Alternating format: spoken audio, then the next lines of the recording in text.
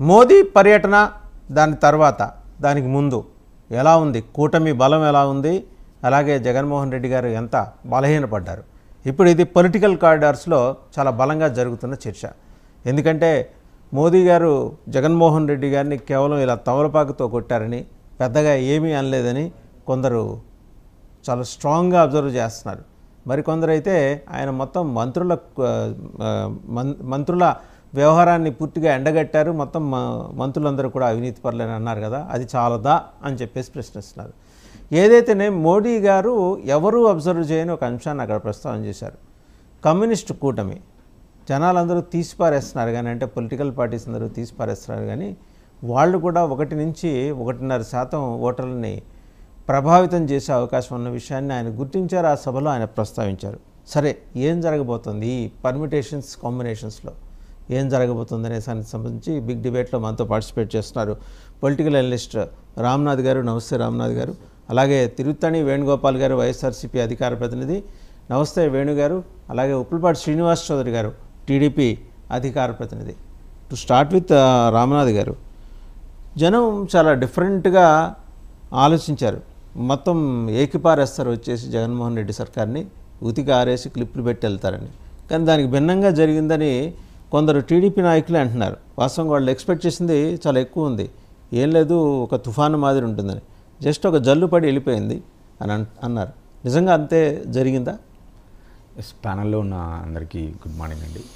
ఖచ్చితంగా మోడీ గారు అడ్రస్ చేస్తున్నారు, ప్రధానమంత్రి రాబోతున్నారు, పవన్ కళ్యాణ్ గారు అంటే పొత్తులు ఏర్పడిన తర్వాత ఒక అతిపెద్ద బహిరంగ సభ అన్నప్పుడు సహజంగానే జనాలలో కానీ పొలిటికల్ సర్కిల్లో కొన్ని అంచనాలు సహజంగా పెరుగుతాయి. ఎందుకంటే ఒకవైపు వాళ్ళు అక్కడ సిద్ధం అనే పేరుతో నిర్వహిస్తున్నటువంటి సభలను కూడా మనం చూస్తున్నాం. అంటే చాలా పెద్ద స్థాయిలలో 4 ప్రాంతాల్లో వాళ్ళు నిర్వహించడం, ఆ సభలకు లక్షల జనాభా రావడం, దాదాపుగా బిలియన్స్లో కూడా వచ్చారు అన్నట్టుగా మనం వార్తలు కథనాలు అన్నీ చూస్తున్నాం. కాబట్టి సో వీళ్ళు కూడా అలాంటి ఒక సభ నిర్వహిస్తున్నారు. అదిగాక 2018లో వీళ్ళు ఎన్డీఏలో నుంచి బయటకు వచ్చిన తర్వాత 17లో సో మళ్ళీ ఈరోజు ఎన్డీఏలో జాయిన్ అయిన తర్వాత మొదటి సభ కాబట్టి సహజంగానే ఎలా ఉంటుంది అంటే ఆ రోజు ఎందుకు విడిపోయినాము, మళ్ళీ ఈరోజు తిరిగి ఎందుకు కలవాల్సి వచ్చింది, సో రాష్ట్ర ప్రయోజనాల కోసం కలుస్తున్నారా, వ్యక్తిగత ప్రయోజనాల కోసం కలుస్తున్నారా, సో ఇలాంటి చర్చల మధ్యన ఏం మాట్లాడతారు, ఎలా అడ్రస్ చేస్తారు అనే దానిపైన కొన్ని అంచనాలు అయితే పెరిగి ఉన్నాయి ఖచ్చితంగా. కాకపోతే నేనేమంటానంటే ఆ అంచనాలను రీచ్ అవ్వడంలో కొంత సభ విఫలం చెందిందనేది నా భావన. ఎందుకు ఈ మాట అనాల్సి వస్తుందంటే క్లియర్గా అక్కడ మనకు కొన్ని గ్యాప్స్, కోఆర్డినేషను, సమన్వయ లోపం క్లియర్గా కనపడింది.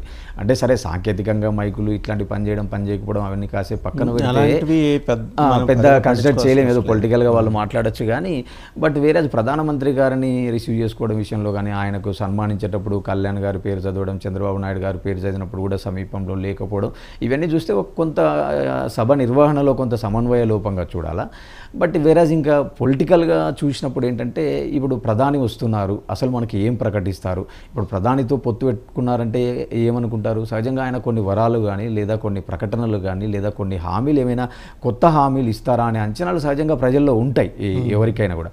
ఒక సైడు మనం విశాఖలో మనం చూస్తున్నాం, విశాఖ ఉక్కు పరిశ్రమను ప్రైవేటైజ్ చేస్తానని చెప్పేది కానీ, లేదా కడప ఉక్కు కానీ, లేదా రైల్వే జోన్ కానీ, లేదా పోలవరం విషయంలో కానీ, గతంలో వీళ్ళే పోలవరాన్ని పేటీఎంగా వాడుతున్నారు అన్నారు. అలాగే పవన్ కళ్యాణ్ గారు పాచిపోయిన లడ్డూలు ఇచ్చారన్నారు. సో అలాంటి వాటికన్నా ఏమైనా సమాధానాలు చెప్తారా, లేదంటే కొత్తగా ఇంకా ఏమైనా హామీలు ఇస్తారా? ఈరోజు ఆంధ్రప్రదేశ్లో కొన్ని సమస్యలు ఉన్నాయి అని చెప్పడం వరకు బాగుంది, కానీ వాటిని మేము వస్తే ఎలా తీరుస్తాము, ఎలా చేస్తాము అనేటువంటికి ఏమైనా ఒక సమాధానాలు కానీ ఒక హామీలు కానీ, అంటే సహజంగా ఎన్నికలకు పోయే ముందు ఏ నాయకుడైనా హామీలు ప్రామిస్లు ఇవ్వడం సహజం, అలాంటివి ఏమైనా ఇస్తారా అనుకున్నారు. కానీ ఇక్కడ ఏం జరిగింది, సరే ఈరోజు చంద్రబాబు నాయుడు ఆయనను పొగిడినారు, ఆకాశానికి ఎత్తినారు, అట్లా మాట్లాడినారు ఇట్లా మాట్లాడినారు అంటున్నారు. కానీ సరే అది సహజంగా సభ పెట్టుకుంది వాళ్ళు కాబట్టి వాళ్ళు ఆయనను ముఖ్య అతిథిగా పిలుచుకున్నారు, పొగుడతారు. సున్నితమైన అంశాలని అది ఏ మేరకు మోదీ అదేనేది అది ఆయన మోడీ అంటే అభివృద్ధి, మోడీ అంటే సంక్షేమం, మోడీ అంటే సంస్కరణ, మోడీ అంటే విశ్వగురు, ఇలాంటివి ఎన్నో మాటలు మాట్లాడినారు. అది ఇదంటారు. ఆ అంశాల కంటే కూడా నేనేమంటానంటే ముఖ్యంగా చూడాల్సినటువంటిది ఏంటంటే ఈరోజు బీజేపీలోని రఘురామ్ లాంటి జాతీయ అధికార ప్రతినిధులు కూడా ఆ సభ పైన చాలా కామెంట్స్ చేయడం, ఇది టూ మచ్గా ఉంది, ప్రధాని గారికి కొంత సరైన నిర్వహణ లేదు, ఆయనకు అటెన్షన్ సరిగా లేదు అన్నట్టుగా బీజేపీలోని నాయకులే మాట్లాడుతున్నారంటే ఖచ్చితంగా సభ నిర్వహణ లోపం ఒకవైపు స్పష్టంగా కనపడింది.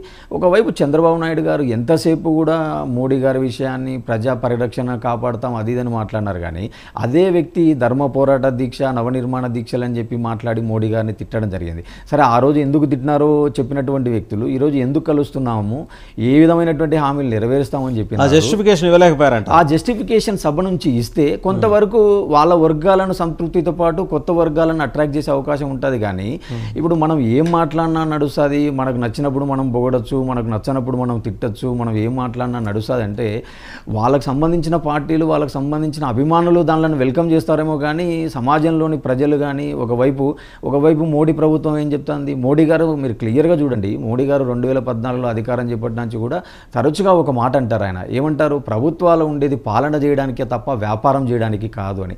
సో అలాంటి వ్యక్తి ఈరోజు వాళ్ళు ఇంకొక పాలసీ తీసుకున్నారు, మానిటైజేషన్ అనే పాలసీ తీసుకొని ప్రభుత్వంలోని దేశంలోని చాలా ఆస్తుల ద్వారా వాళ్ళు మనీ జనరేట్ చేసి కొంత ప్రైవేట్ పరం చేసేటువంటి పాలసీ వాళ్ళది కంప్లీట్గా మనకు క్లియర్గా చెప్పడం జరిగింది.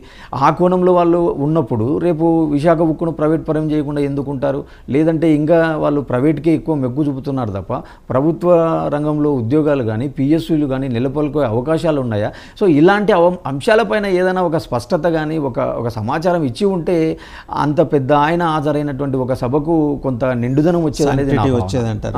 రైట్. ఒకసారి మనం బీజేపీ నేత మనతో పాటు బీజేపీ నేత భానుప్రకాష్ గారు జాయిన్ అయ్యారు, అలాగే జనసేన అధికార ప్రతినిధి శివపార్తి గారు కూడా జాయిన్ అయ్యారు. వారికి కూడా నమస్కారం.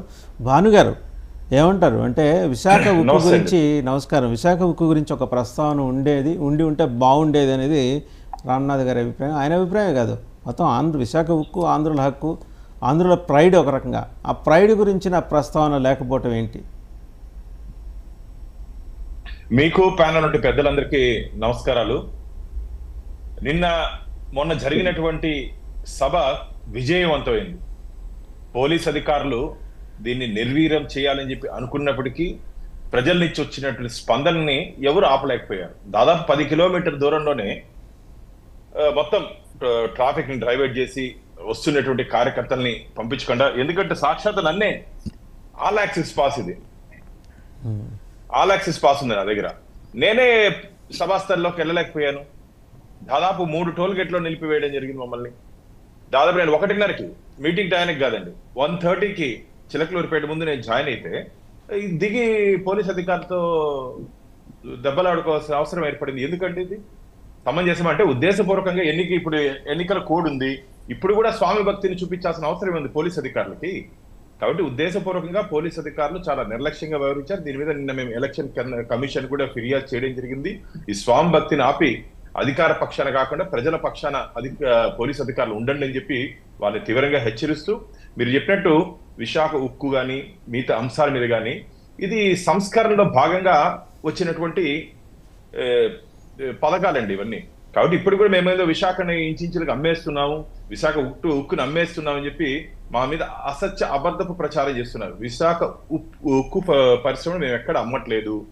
దాని మీద మొన్ననే మా రాష్ట్ర అధ్యక్షురాలు గారితో కూడా మేము మాట్లాడడం జరిగింది. దీని మీద ఏ విధంగా తీసుకుపోవాలి, ప్రజలకి అక్కడ పనిచేసినటువంటి కార్మికులకు కానీ ఎటువంటి ఇబ్బందులు లేకుండా దీన్ని ఏ విధంగా ముందుకు తీసుకోవాలి. ఖచ్చితంగా రాబో రోజుల్లో ఎన్నికల్లోపే భారతీయ జనతా పార్టీ దీని మీద ఖచ్చితమైనటువంటి మాట ఇచ్చే అవకాశం ఉంది. మాటకి ఇంతకుముందు మిత్రులు మాట్లాడుతూ అన్నారు, ప్రధానమంత్రి గారిని గతంలో తిట్టారు కదా, ఈరోజు సభలో చెప్పొచ్చు కదా, సభ ముందు చెప్పొచ్చు కదా అని.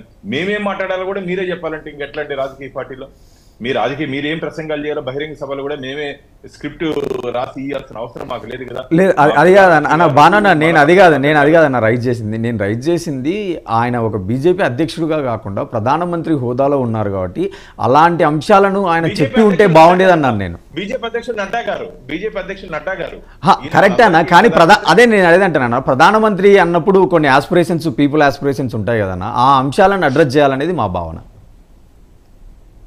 వారు చెప్పారు ఆంధ్రప్రదేశ్ ని అభివృద్ధి పదంలో ముందుకు తీసుకుపోవాలని చెప్పారు.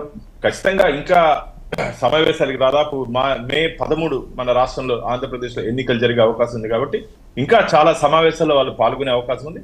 ఖచ్చితంగా మీరు అనుకున్నట్టు ఆంధ్రప్రదేశ్ ప్రజలు ఆశిస్తున్నటువంటి ఆశల్ని ఖచ్చితంగా భారతీయ జనతా పార్టీ నెరవేర్చే అవకాశం ఉంది. ఇప్పటికే విభజన సమయంలో 2014లో ఏ విధంగా మేము హామీలు ఇచ్చామో దాంట్లో 98% మేము పూర్తి చేసాం. కొన్ని రాష్ట్ర ప్రభుత్వం చేయాల్సిన పనులు, స్థల కేటాయింపులు కానీ ఇది చేయని కారణంగా కొన్ని పెండింగ్ పడ్డాయి, కానీ ఎక్కడ నిలిచిపోలేదండి. కానీ అన్ని మూవ్ అవుతాయి. ఎట్టి పరిస్థితుల్లోనే ఆంధ్రప్రదేశ్ ని అప్పుల ప్రదేశ్ గా ఉన్నటువంటి ఆంధ్రప్రదేశ్ ని అభివృద్ధి ప్రదేశ్ గా భానుగారు మీకు 2 ప్రశ్నలు. భానుగారు 2 ప్రశ్నలు, పెద్ద టైం తీసుకోను. ఒకటి, మన పొరుగునున్న ఒరిస్సా రాష్ట్రంలో నీలాంచల్ ఉక్కు ఫ్యాక్టరీని ప్రైవేటు పరం చేయడం మన కళ్ళ ముందు చూసాం. దాంతోపాటు ప్రపోజలే వైజాగ్ స్టీల్. అది చాలా క్విక్గా అయిపోయింది. అది నిర్మలా సీతారామన్ గారు టైమ్ అండ్ అగైన్ పార్లమెంట్లో ఆవిడ చెప్తా వచ్చారు, ప్రైవేటైజేషన్ అనేది ఆగదు, ఇట్స్ ఎ కంటిన్యూస్ ప్రాసెస్ అని. సో ఇవాళ కాబట్టి రేపేనా అవుతుంది, రేపొద్దున ఇంకో ప్రభుత్వం జగన్మోహన్ రెడ్డి గారు కాకపోతే మీ సంకీర్ణ ప్రభుత్వం ఏర్పడిన తర్వాత అప్పుడు కూడా కావచ్చు, చెప్పలేం. ఇక రెండో అంశం, దానికి సంబంధించి క్లారిటీ కావాలి. రెండోది, మీరు గెలిచే స్థానాలు ఇచ్చిందా టీడీపీ, లేకపోతే అంటే అలాంటి అవకాశం మీరు తీసుకునే అవకాశం ఇచ్చిందా, ఖచ్చితంగా వాళ్ళు ఓడిపోయే స్థానాలు మాత్రం మీకు కట్టబెట్టే ప్రయత్నం చేస్తుందా? విశాఖ ఉక్కు విషయంలో ఈ రోజు ఇది కేంద్రంలో భారతీయ జనతా పార్టీ ఎన్డీఏ అధికారంలోకి వచ్చినటువంటి తీసుకున్నలో భాగం కాదండి. గత ప్రభుత్వాలు తీసుకున్నటువంటి నిర్ణయాన్ని సంస్కరణలో భాగంగా భారతీయ జనతా పార్టీ ముందుకు తీసుకుని వస్తుంది. విశాఖ ఉక్కు విషయంలో ముఖ్యంగా ఓడిపోయే స్థానాలు గెలిచే స్థానాలు కాదండి. పొత్తు అనేది ఒక అండర్స్టాండింగ్, అడ్జస్ట్మెంట్స్, గుర్తుపెట్టుకోండి. Understanding and adjustments.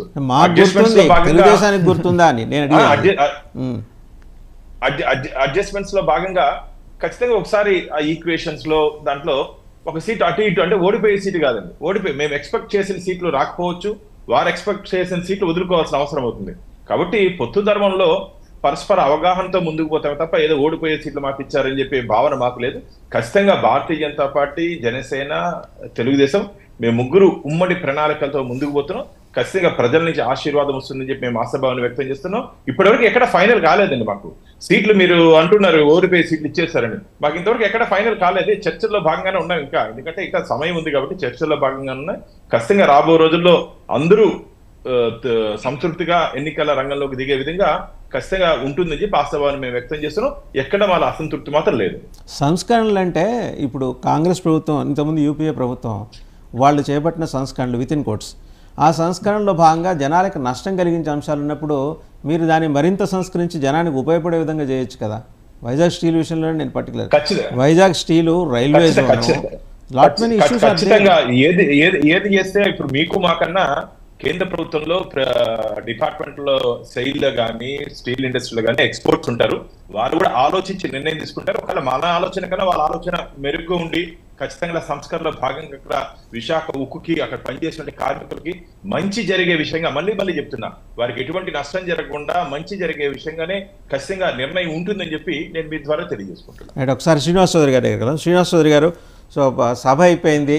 Chandrababu Naidu గారు కూడా 22వ తేదీ నుంచి రోజుకి 3 చోట్ల సభలు పెట్టాలని ఆ వయసులో ఆయన నిర్ణయం తీసుకున్నారు. చాలా క్విక్గా ఒక 20 రోజుల్లో ఒక 60 నియోజకవర్గాలని కవర్ చేయాలని చెప్పేసి వారి ఉద్దేశం. దానికి తగిన ఏర్పాట్లు. ఓ పక్క జగన్మోహన్ రెడ్డి గారు కూడా ఆయన కూడా బస్ యాత్ర మొదలెడుతున్నారు.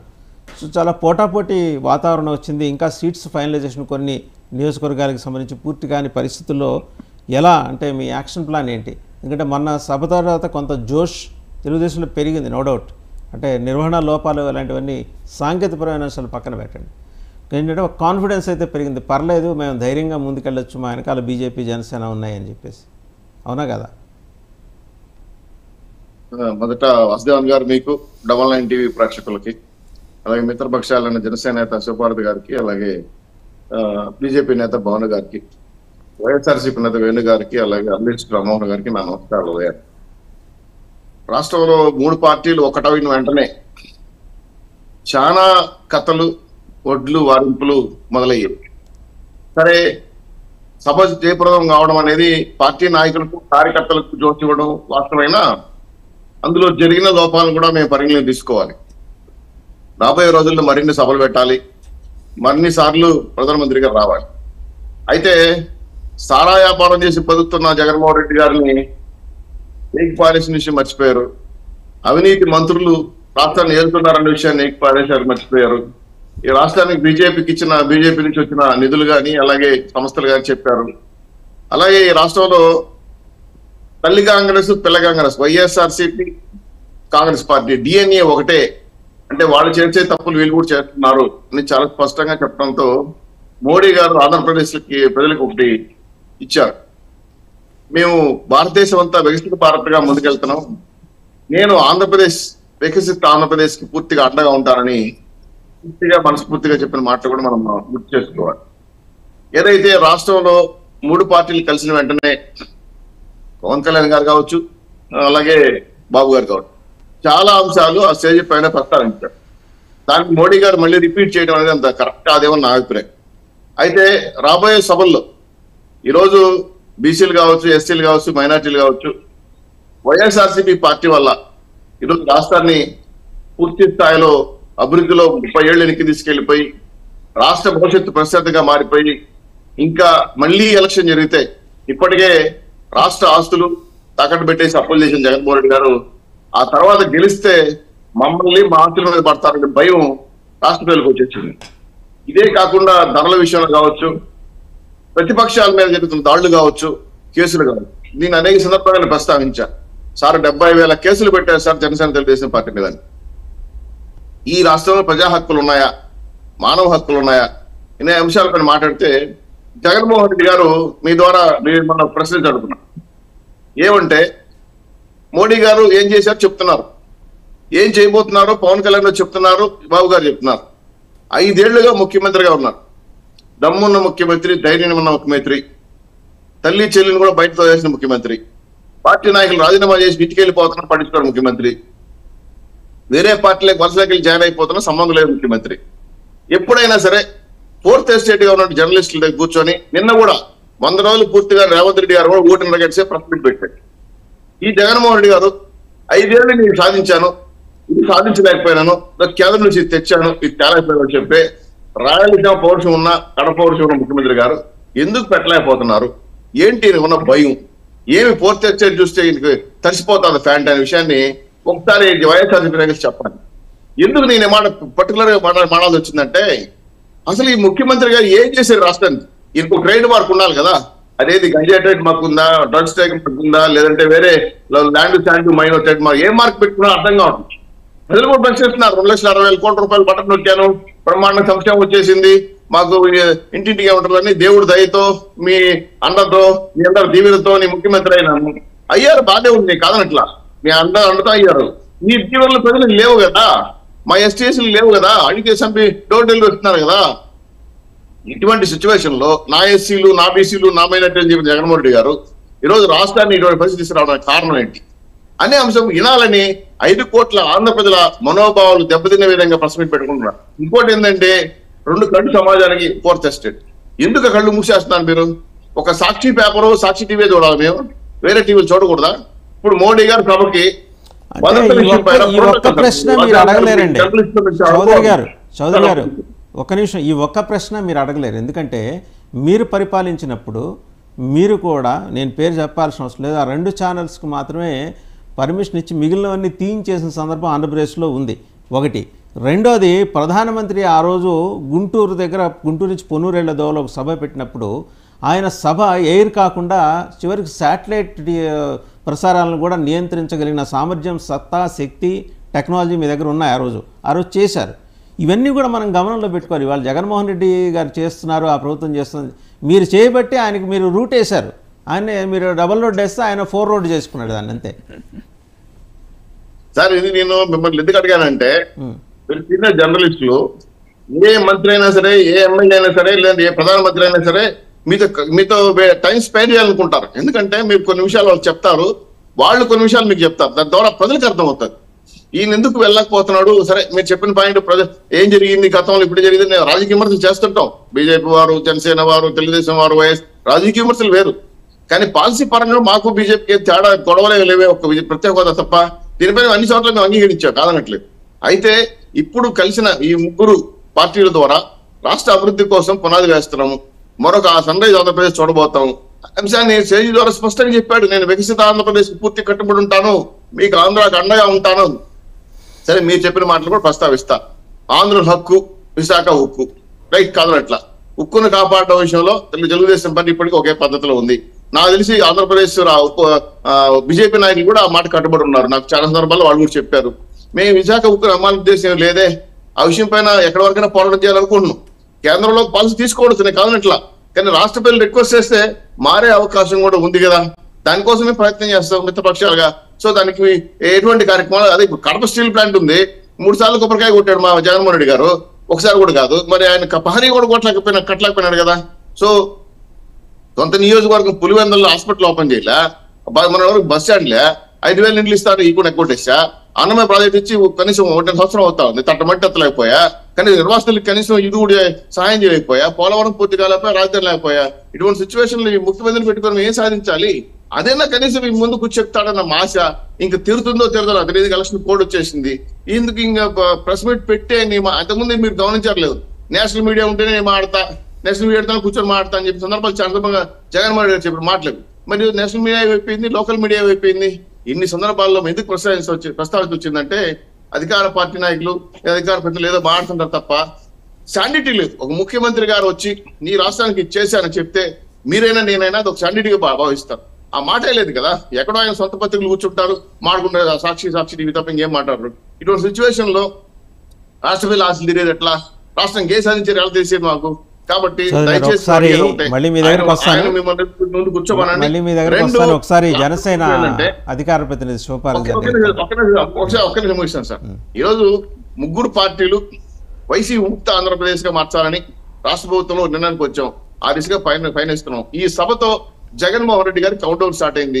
ఓను కూడా మొదలు పెట్టారు. ఆల్రెడీ పార్టీ నాయకులతో భయపడుతున్నారు. సో మీరు సక్సెస్ఫుల్ గా విజయం సాధిస్తారు. నమ్మకం, ధైర్యం, ఆత్మవిశ్వాసం ప్రజలు మాకు ఇచ్చారని మీ ద్వారా కోరుకుంటాం. రైట్. శివపార్వతి గారు, మధ్యలో ఏంటండి ఏదో కింద మీద పడి మీరు ప్రయత్నం చేసి కలిసికట్టుగా పాప ఆయన పవన్ కళ్యాణ్ గారి ప్రయత్నం వల్ల ఇదంతా జరిగిన తర్వాత కేఏ పాల్ గారు హఠాత్తుగా మీ మీద పడిపోయారు 500 కోట్లు అంటూ. ఉరువురు మంగళం మీద పడ్డట్టు అసలు ప్రధాన పార్టీలను వదిలేసి మీ జోలికి రావటం వెనక కారణం ఏంటి, కుట్ర ఏంటి? సభ్యులకి వీక్షకులకి గుడ్ మార్నింగ్ అండి.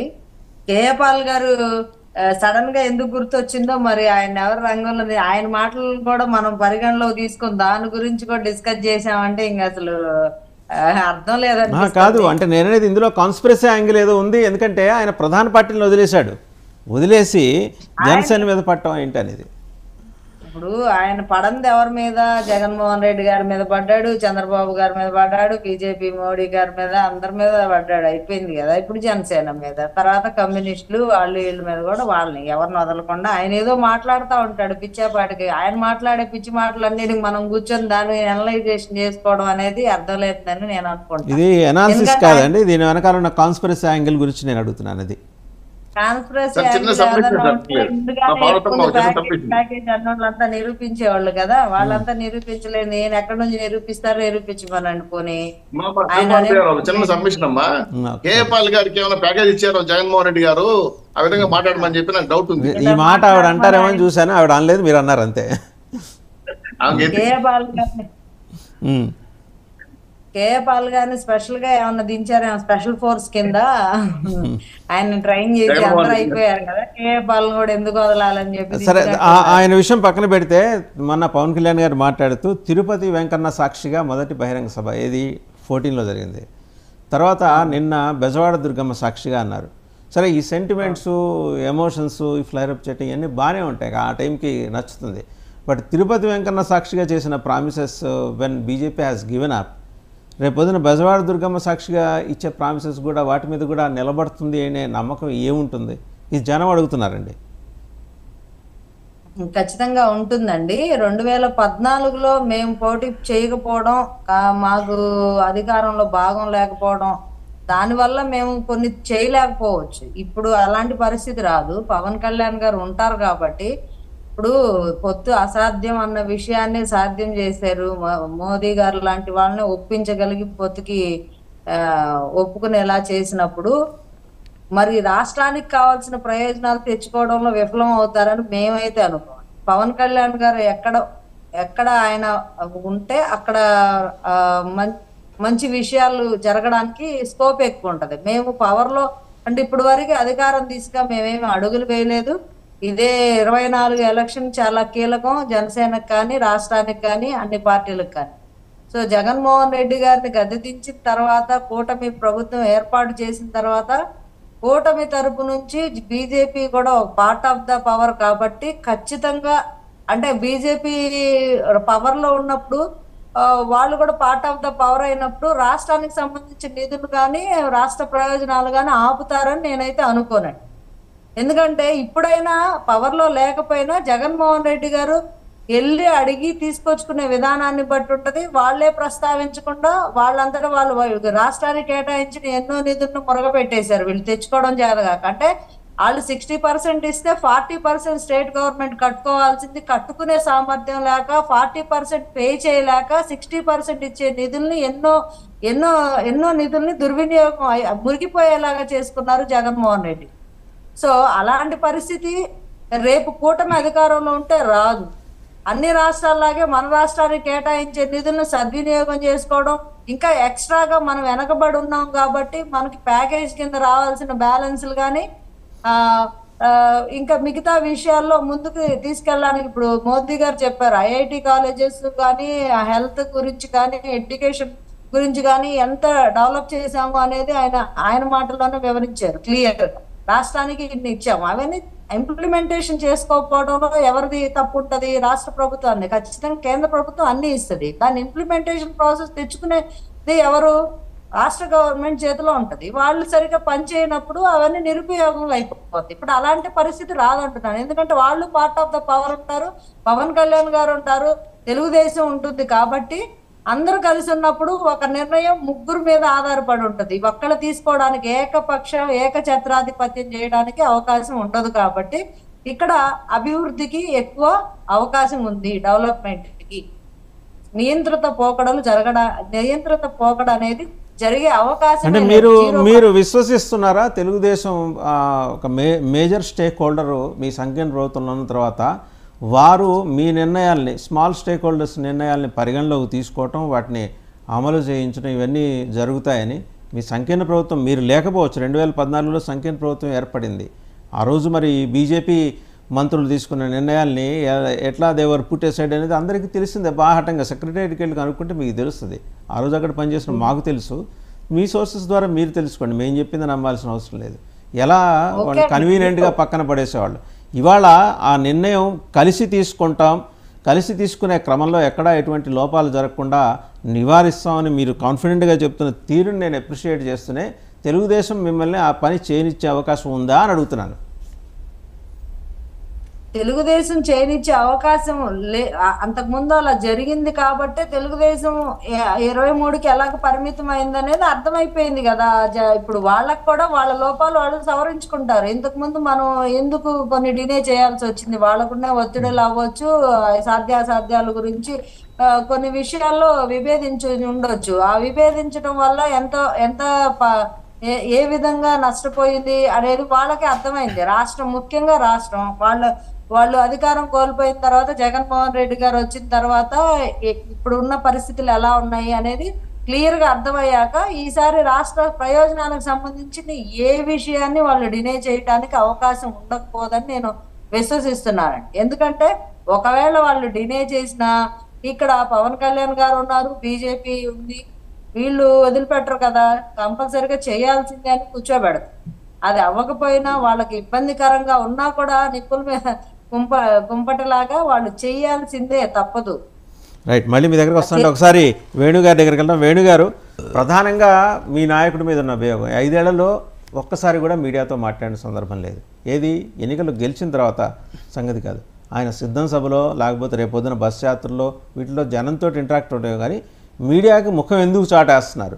ఒకటి, మన ప్రధానమంత్రి ఏమి మిమ్మల్ని తవలపాకుతో కొట్లా కడిగి పారేశారు, మొత్తం మీ క్యాబినెట్ని కడిగి పారేశారు ఆయన. సో ఈసారి చాలా స్ట్రింజెంట్గా ఉంటుంది. రెండో విషయం ఏంటంటే పోల్ మేనేజ్మెంట్ విషయంలో వీళ్ళకు చాలా సందేహాలు ఉంటాయి ప్రతిపక్షాలకి. మీరు ఈసారి రుబాబు చేయటమో ఇంకా లేకపోతే దౌర్జన్యం చేయటమో చేస్తా అంటే అది సాధ్యమయ్యే పనిగా కాదు. ఇవాళ రేపో పల్నాడు ఎస్పీ మీద చర్యలు తీసుకునే అవకాశం కూడా ఉన్నట్టు తెలుస్తుంది. ఎందుకంటే ఆల్రెడీ ఈసీకి రిపోర్ట్ వెళ్ళింది బీజేపీ వైపు నుంచి నిర్వహణ లోపాలకు సంబంధించి. ఆయన మరీ ఏకపక్షంగా వ్యవహరించారు మీ పార్టీ కార్యకర్తలాగానే ఆరోపిస్తున్నారు. వీటికి మీ సమాధానం ఏంటి సార్? వాసుదేవన్ గారు, మీకు అదేవిధంగా ప్యానెల్లో పాల్గొంటున్న వివిధ రాజకీయ పార్టీ నాయకులకి, విశ్లేషకులకి 99 టీవీ ప్రేక్షకులకి శుభోదయం, అదేవిధంగా నమస్కారం. వాసుదేవన్ గారు వాళ్ళ నిర్వహణ లోపం వల్ల దాన్ని పోలీస్ అధికారుల పైన టీడీపీ కానీ బీజేపీ కానీ జనసేన కానీ ఆరోపణలు చేయడం ఇది ఖచ్చితంగా ఖండిస్తున్నాము. ఎందుకురా అంటే ఇప్పుడు ఎలక్షన్ కమిషన్ ఆధ్వర్యంలో ఏది కానీ పోలీస్ డిపార్ట్మెంట్లు కానీ ఐఏఎస్లు కానీ ఐపీఎస్లు కానీ అందరూ ఎలక్షన్ కమిషన్ ఆధ్వర్యంలో పనిచేయడం జరుగుతుంది.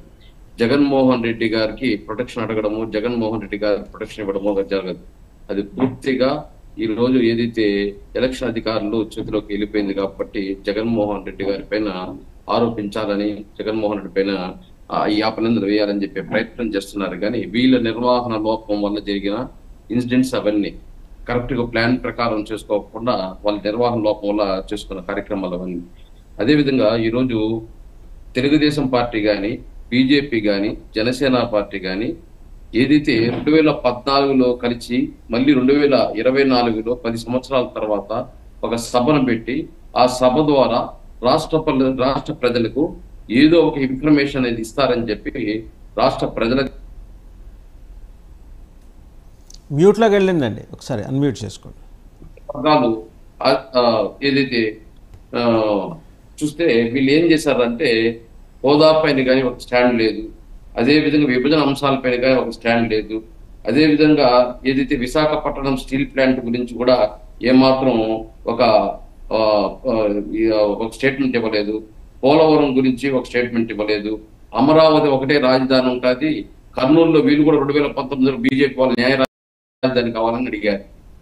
అదేవిధంగా విశాఖపట్నం కూడా డెవలప్ కావాలని చెప్పి మోడీ గారు కూడా విశాఖపట్నం సభ కూడా ఈ మధ్య ఒక 1 year బ్యాక్ జగన్మోహన్ రెడ్డి గారి సభ పెడితే అక్కడ కూడా చెప్పడం జరిగింది. ఇప్పుడు ఇవన్నీ మేము పట్టించుకోవడం లేదు, కేవలం అమరావతికి కట్టుబడి ఉన్నామని కూడా చెప్పలేదు. అంటే ఏ క్లారిఫికేషన్ లేకుండా వీళ్ళు సభ జరిపేసి ఏదో తూతూ మంత్రంగా మేము కలిసామని చెప్పి మాట్లాడడం కాదు. ఆ రోజు 2014లో ఇచ్చిన హామీలు ఏమైనాయి? ఆ రోజు ఇచ్చిన 3 రాజకీయ పార్టీలు మేమున్నాం, కేంద్రంలో రాష్ట్రంలో మా ప్రభుత్వం వస్తుంది, మీకు ఇచ్చిన హామీలన్నీ నెరవేరుస్తామని చెప్పి 2018లో ఎందుకు ఒకరినొకరు తిట్టుకోవాల్సి వచ్చింది? ఎందుకు ఏదైతే ఎన్డీఏలో నుంచి చంద్రబాబు నాయుడు బయట రావడం జరిగింది? ఆ రోజు మోడీ గారిని ఈసారి మోడీ గారిని 2019 ఎన్నికల్లో గెలిస్తే మైనారిటీ ఓట్లు, క్రిస్టియన్ ఓట్లు, అదేవిధంగా ముస్లిం ఓట్లు అని తొలగిస్తాడని చెప్పి మాట్లాడడం జరిగింది. అదేవిధంగా ఏదైతే మోడీని దేశ ద్రోహి అని మాట్లాడడం జరిగింది. అదేవిధంగా మోడీ వల్ల 30 సంవత్సరాలు దేశం వెనకపోవడం జరిగింది అని చెప్పి మాట్లాడడం జరిగింది. వాళ్ళ తల్లిని తిట్టాడు, వాళ్ళ శ్రీమతిని తిట్టాడు, నా కొడుకున్నాడు, నీ కొడుకున్నాడా, నీకు కుటుంబం లేనివాడు నువ్వు దేశాన్ని ఏమి వెళ్తావు అని చెప్పేసి అన్పార్లమెంట్ వర్డ్స్ తో సహా మాట్లాడిన వ్యక్తులు ఈ రోజు సిగ్గు శరం అన్ని పక్కన పెట్టేసి ఒకరిని పొగుడుకున్నారే గాని రాష్ట్రానికి ఏమైనా ఒక కమిట్మెంట్ తో మాట్లాడడం జరిగిందా? కాకపోతే జగన్మోహన్ రెడ్డి గారి పైన విమర్శ, జగన్మోహన్ రెడ్డి గారి పైన పసలైన ఆరోపణలు బురదజల్లే కార్యక్రమం తప్ప ఆ మీటింగ్ ద్వారా, ఆ సభ ద్వారా రాష్ట్ర ప్రజలకు ఏమన్నా మెసేజ్ పంపించారా వీళ్ళు? అది చెప్పాలి. మళ్ళీ పోలీస్ ప్రొటెక్షను, ఆ భద్రతా లోపము, ఇవన్నీ మళ్ళీ జగన్మోహన్ రెడ్డి గారి పైన పలేసేది కాదు. వీళ్ళు అంత భారీ బహిరంగ సభ పెట్టి గత 10 సంవత్సరాలు 2014లో భారతీయ జనతా పార్టీని, బీజేపీని, జనసేనని నమ్మి ఓట్లేసిన 5 కోట్ల మంది ప్రజలు మనోభావాలు దెబ్బతినే విధంగా ముందుకు తీసుకెళ్లి ఈ రోజు ఏదో నీతులు మాట్లాడుతున్నారు. ఏదో జగన్మోహన్ రెడ్డి అది చేయలేదంట, ఇది చేయలేదంట. వీళ్ళు ఏం చేశారు? 5 సంవత్సరాలు గాడిదలు కాశారా?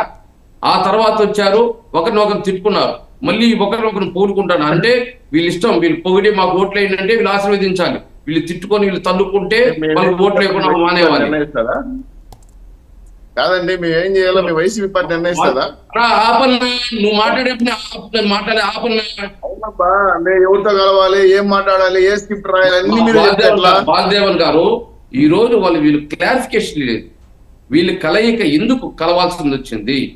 గతంలో మోడీని విమర్శించిన మాటలన్నీ ఏమైనాయి? మోడీ గారికి ఈయన క్షమాపణ చెప్పాలి. వేణుగోపాల్ గారు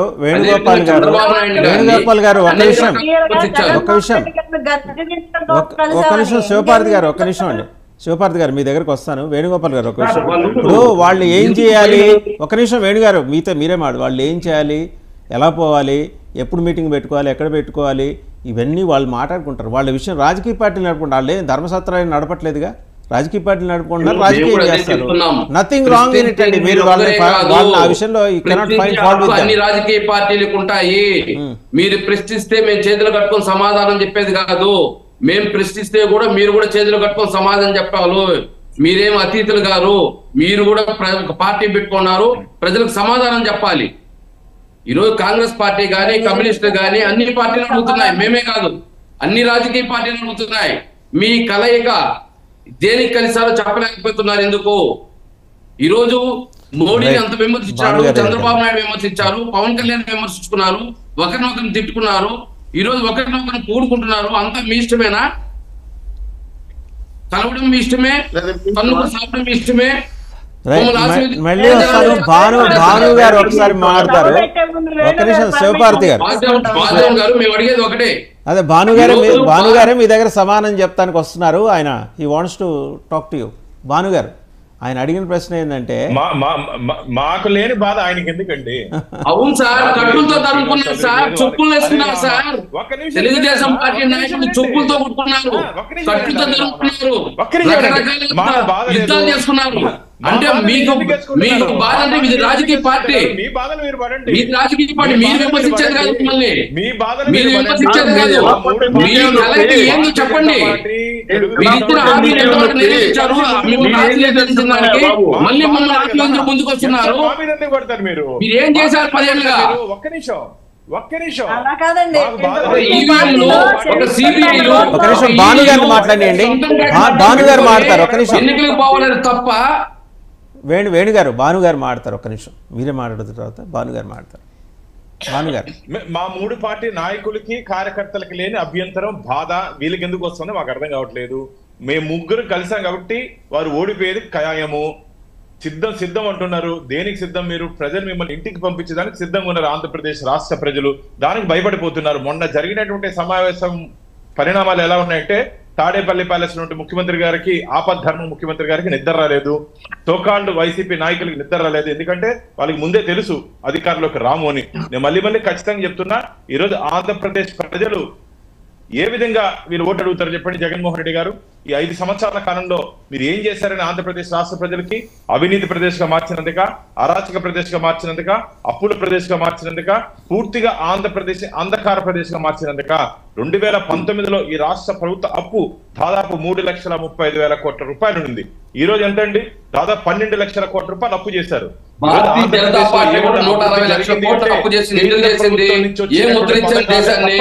ఆంధ్రప్రదేశ్ రాష్ట్ర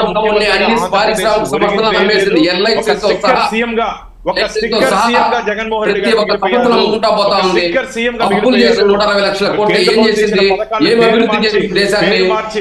దారి మార్చి నిధులు మళ్లించి ఒక స్టిక్కర్ సీఎం గా మిగిలిపోయారు.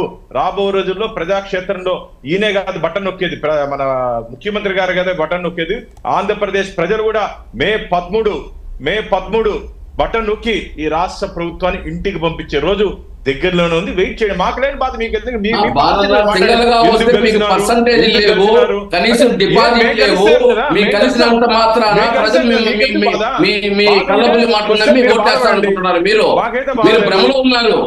మీరు భ్రమలో ఉండుకొని రాష్ట్ర ప్రజల్ని భ్రమలో పెట్టే పరిస్థితి చేస్తున్నారు. మీరు గతంలో ఇచ్చిన హామీలన్నీ మీరు మర్చిపోయారు, కానీ రాష్ట్ర ప్రజలు మర్చిపోలేదు. కొన్ని లక్షల మంది వచ్చారు. లక్షల మంది వస్తారు. మీరేదో హామీ ఇస్తారని వచ్చారు. మీరు 2000 ఇచ్చిన హామీకి ఏం సమాధానం చెప్తారో వచ్చారు చూసేదానికి. మీరు 2024 కూడా సేమ్ అదే రిపీట్ చేస్తున్నారు. మా సమావేశానికి స్వచ్ఛందంగా వచ్చారు. మీ మారిగా బలవంతంగా అధికారులు బస్సులు తీసుకొని బలవంతంగా ఈ 2500 బస్సులు ఆర్టీసీ బస్సులు బుక్ చేస్తే 1000 బస్సులు కూడా జనాలు పవన్ కళ్యాణ్ వచ్చినటువంటి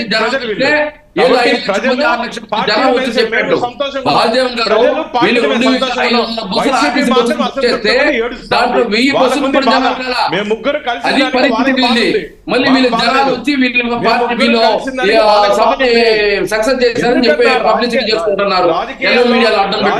మా పార్టీ నిర్ణయాలు కూడా మీరే డిక్టేట్ చేయాలంటే ఎలా? రాజకీయాల్లో అవునండి, మీరు ప్రజలకు ఇచ్చిన హామీలే కదా. మీ పార్టీ విధి విధాలు ప్రశ్నిస్తారు. మీరు ఇచ్చిన హామీలు ఏమైనాయి? హోదా ఏమైనాయి? విభజన అంశాలు ఏమైనాయి? ఆ రోజు 2014లో ఇదే తిరుపతిలో కలియుగ వెంకటేశ్వర స్వామి పాదాల మీద చెప్పిన ఈ రాజకీయ పార్టీలు మరి అప్పుడు ఏమైనాయి?